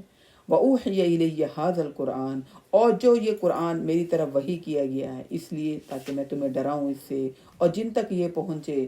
أَإِنَّكُمْ لَتَشْهَدُونَ أَنَّ مَعَ اللَّهِ، کیا تم بھی وہی گواہی دیتے ہو کہ اللہ کے ساتھ یا اللہ کے ساتھ کوئی اور الہ ہیں؟ کہہ دیجئے نہیں، میں گواہی دیتا، بے شک اللہ اکیلا ایک الہ ہے، اور بے شک میں بری ہوں ان تمام شرک سے جو لوگ شرک کرتے ہیں۔ اللہ تعالیٰ کہہ رہے ہیں کہ آپ کی طرف جو وحی کی جا رہی ہے قرآن، اس سے آپ لوگوں کو ڈرائیں، اور وہ بھی ڈرائیں جن تک یہ قرآن پہنچے۔ لہذا ہماری زندگیوں میں صرف قرآن کو پڑھنا کافی نہیں، بلکہ فکر کی بات یہ ہے کہ ہم خود بھی پڑھیں، خود بھی سمجھیں، اور اللہ سے ہم خود بھی ڈریں اور دوسروں کو بھی ڈرائیں۔ جس کے پاس جو بھی اسکل ہے وہ اس کی خدمت میں لگ جائے، دین کی، قرآن کی خدمت میں لگے۔ تو لہذا نبی اکرم صلی اللہ علیہ وسلم نے خوشخبری دی، جو میرے بات کو سنے اور اس کو یاد رکھے اور اس کو دوسروں تک پہنچائے، اللہ اس کے چہرے کو تر و تازہ رکھے گا۔ ٹھیک ہے، بہت بڑی خوشخبری ہے۔ ہم دنیاوی معاملات میں تو فکر کرتے ہیں اور ہمیں فکر ہوتی ہے بس اب یہ جو ہے نا ڈگری لے لی، اب ڈگری کا کیا فائدہ، جاب نہ کریں ہم۔ بھائی دین کی تعلیم، ہم مسلمان ہیں، اگر ہم خود پڑھ لیتے ہیں، ٹھیک ہے، سیکھ لیتے ہیں، اس کو بھی تو ہم نے دوسروں کو دینا ہے، کوئی کام اللہ کے لیے بھی تو کرنا ہے نا۔ دنیاوی ڈگریوں کے بعد ہمارے ذہن میں بات آتی ہے اتنی تعلیم، اتنی محنت کی، جاب نہ کرے، اگرچہ حالات اچھے بھی ہوں، کہتے ہیں جاب نہیں کی تو پھر کوئی ڈگری کا کوئی فائدہ ہی نہ ہوا۔ تو لہٰذا اللہ کہہ رہے ہیں جو وحی کی جا رہی ہے آپ کی طرف اس قرآن کے ذریعے، آپ نے خود بھی ڈرنا ہے اور جس تک یہ پہنچے اس نے دوسروں کو بھی ڈرانا ہے۔ تو اس کے لیے بہت زیادہ خوشخبریاں ہیں۔ جن لوگوں کو ہم نے کتاب دی وہ آپ کو ایسے پہچانتے ہیں جیسا کہ اپنے بیٹوں کو پہچانتے ہوں، اور وہ لوگ جنہوں نے اپنے آپ کو خسارے میں ڈال دیا وہ لوگ ایمان لانے والے نہیں ہیں۔ یہ جو بات کی نا اللہ تعالیٰ نے، اپنے بچوں کو، ماں یا باپ ہو، اپنے بچوں کو پہچانتے ہوتے ہیں کہ کس نے یہ چیز یہاں پر رکھی ہے، کس نے یہ گند پھیلایا ہوگا۔ ماں اور باپ اپنے بچوں کو پہچانتے تھے، حتیٰ کہ میرے پاس بچے پڑھنے آتے نا، مجھے پتا ہوتا کون یہ چیزیں چھوڑ کے گیا ہوگا۔ ٹھیک ہے، تو اللہ تعالیٰ کہہ رہے ہیں یہ پہچانتے ہیں آپ کو، اگر پہچاننے کے باوجود پھر بھی یہ ضد میں اڑے ہوئے ہیں، پھر بھی یہ کام کو مان نہیں رہے، ٹالم ٹول کر رہے ہیں، دین پر عمل نہیں کر رہے، اپنا نقصان کر رہے ہیں۔ اور اس شخص سے بڑھ کر ظالم کون ہو سکتا ہے جو اللہ پر جھوٹ باندھے یا اللہ کی آیات کو جھٹلا دے؟ ایسے ظالم کبھی بھی کامیاب نہیں ہوں گے۔ ظلم جو کہا نا، ایسے ظالم، کائنات کا سب سے بڑا ظلم یہ ہے کہ انسان اپنے خالق کی بات نہ مانے۔ ٹھیک ہے، اپنے خالق کی بات نہ مانے، یہ بہت بڑا ظلم ہے، اور اللہ کی طرف غلط باتوں کو منسوب کر دے۔ ٹھیک ہے، بعض لوگ جو دین میں باتیں نہیں ہوتی خود بخود کہہ دیتے ہیں قرآن میں لکھا ہوا ہے، دین میں ہے، فضیلت والی خاص کر باتیں، تو اللہ کہہ رہے ہیں بہت بڑا جھوٹ ہے، بہت بڑا بہتان ہے جو اللہ پر لگا دیتے ہیں خود سے گڑھ کر۔ ایسے ظالم لوگ جو اللہ پر جھوٹ گڑھتے ہیں کبھی بھی کامیاب نہ دنیا میں ہوں گے نہ آخرت میں ہوں گے۔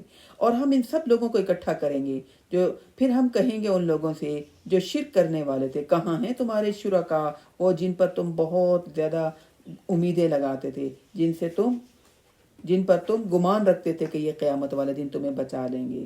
پھر انہیں ثم لم تکن فتنتہم، پھر ان کے پاس کوئی بھی بہانہ نہیں ہوگا مگر یہ کہ وہ یہی کہیں گے واللہ ربنا ما کننا مشرکین، اللہ کی قسم ہم شرک کرنے والے نہیں تھے۔ اس آیت میں اللہ تعالیٰ ہمیں یہ بات سمجھا رہے ہیں کہ دیکھو، مال ہو جائے یا اولاد ہو جائے یا کوئی بھی شرکا جن کو تم اللہ کے ساتھ شامل کر دیتے ہو، جن کی وجہ سے تم اللہ کے نافرمانی کرتے ہو، جن پر تم بھروسہ کرتے ہو، قیامت والے دن یہ تمہارے کام نہیں آئیں گے۔ اور یہ جو کہا واللہ ربنا ما کننا مشرکین، کہیں گے اللہ کی قسم ہم شرک کرنے والے نہیں تھے۔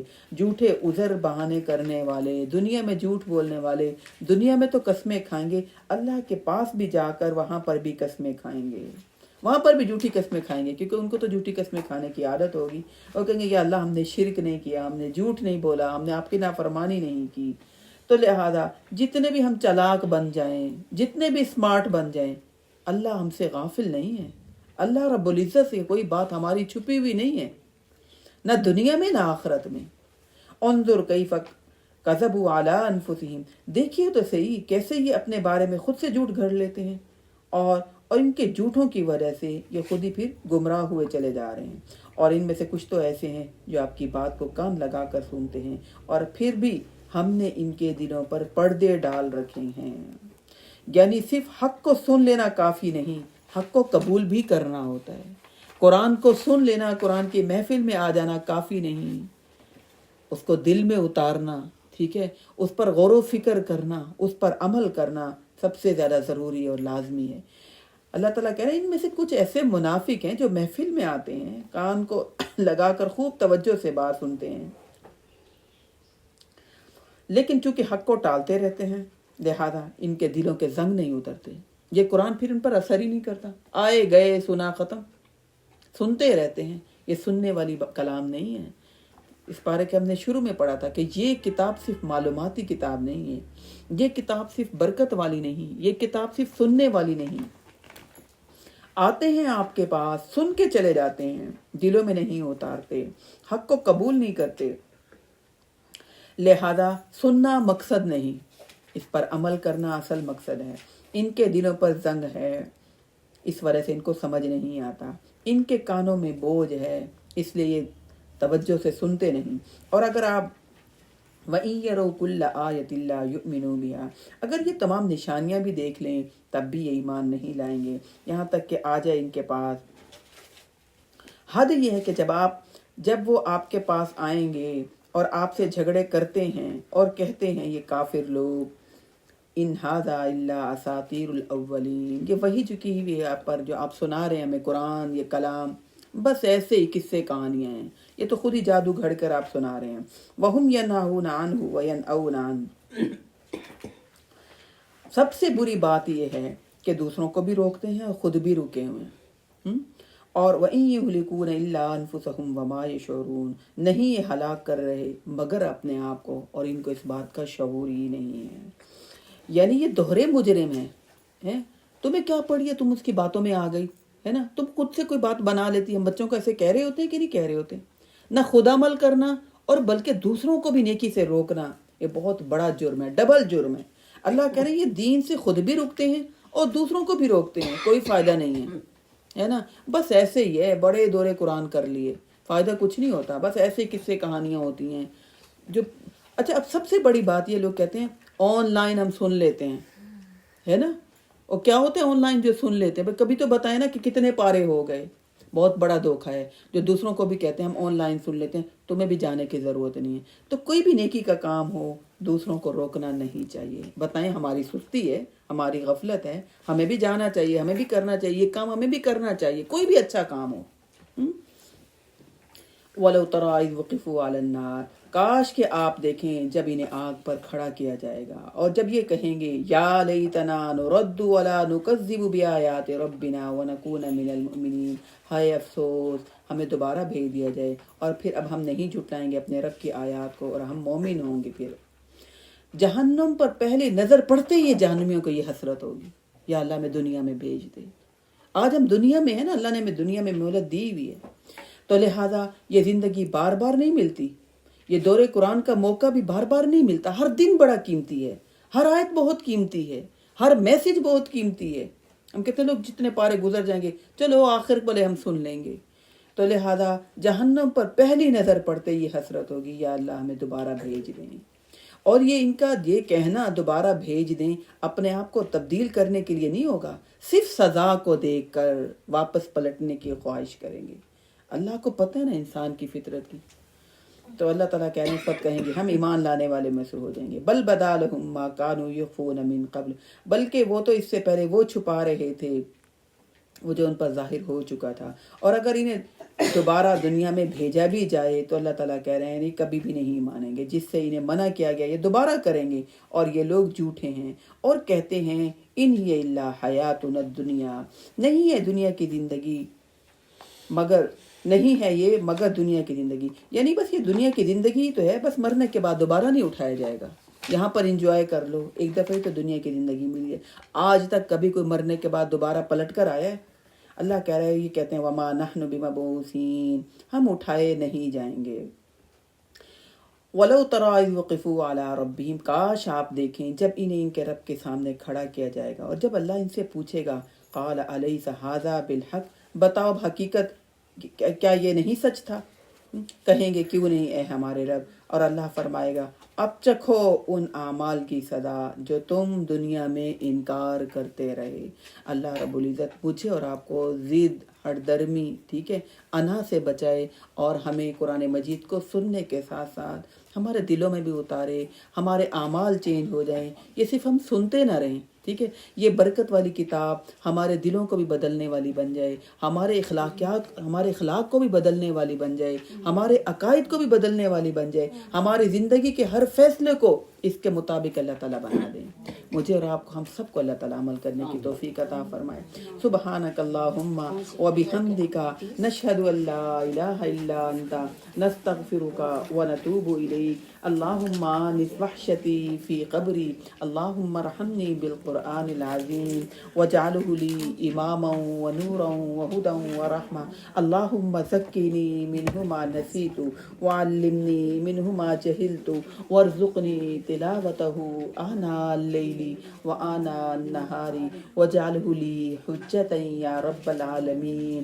بارک اللہ لی ولکم فی القرآن العظیم ونفعنی وإیاکم بالآیات والذکر الحکیم، آمین ثم آمین۔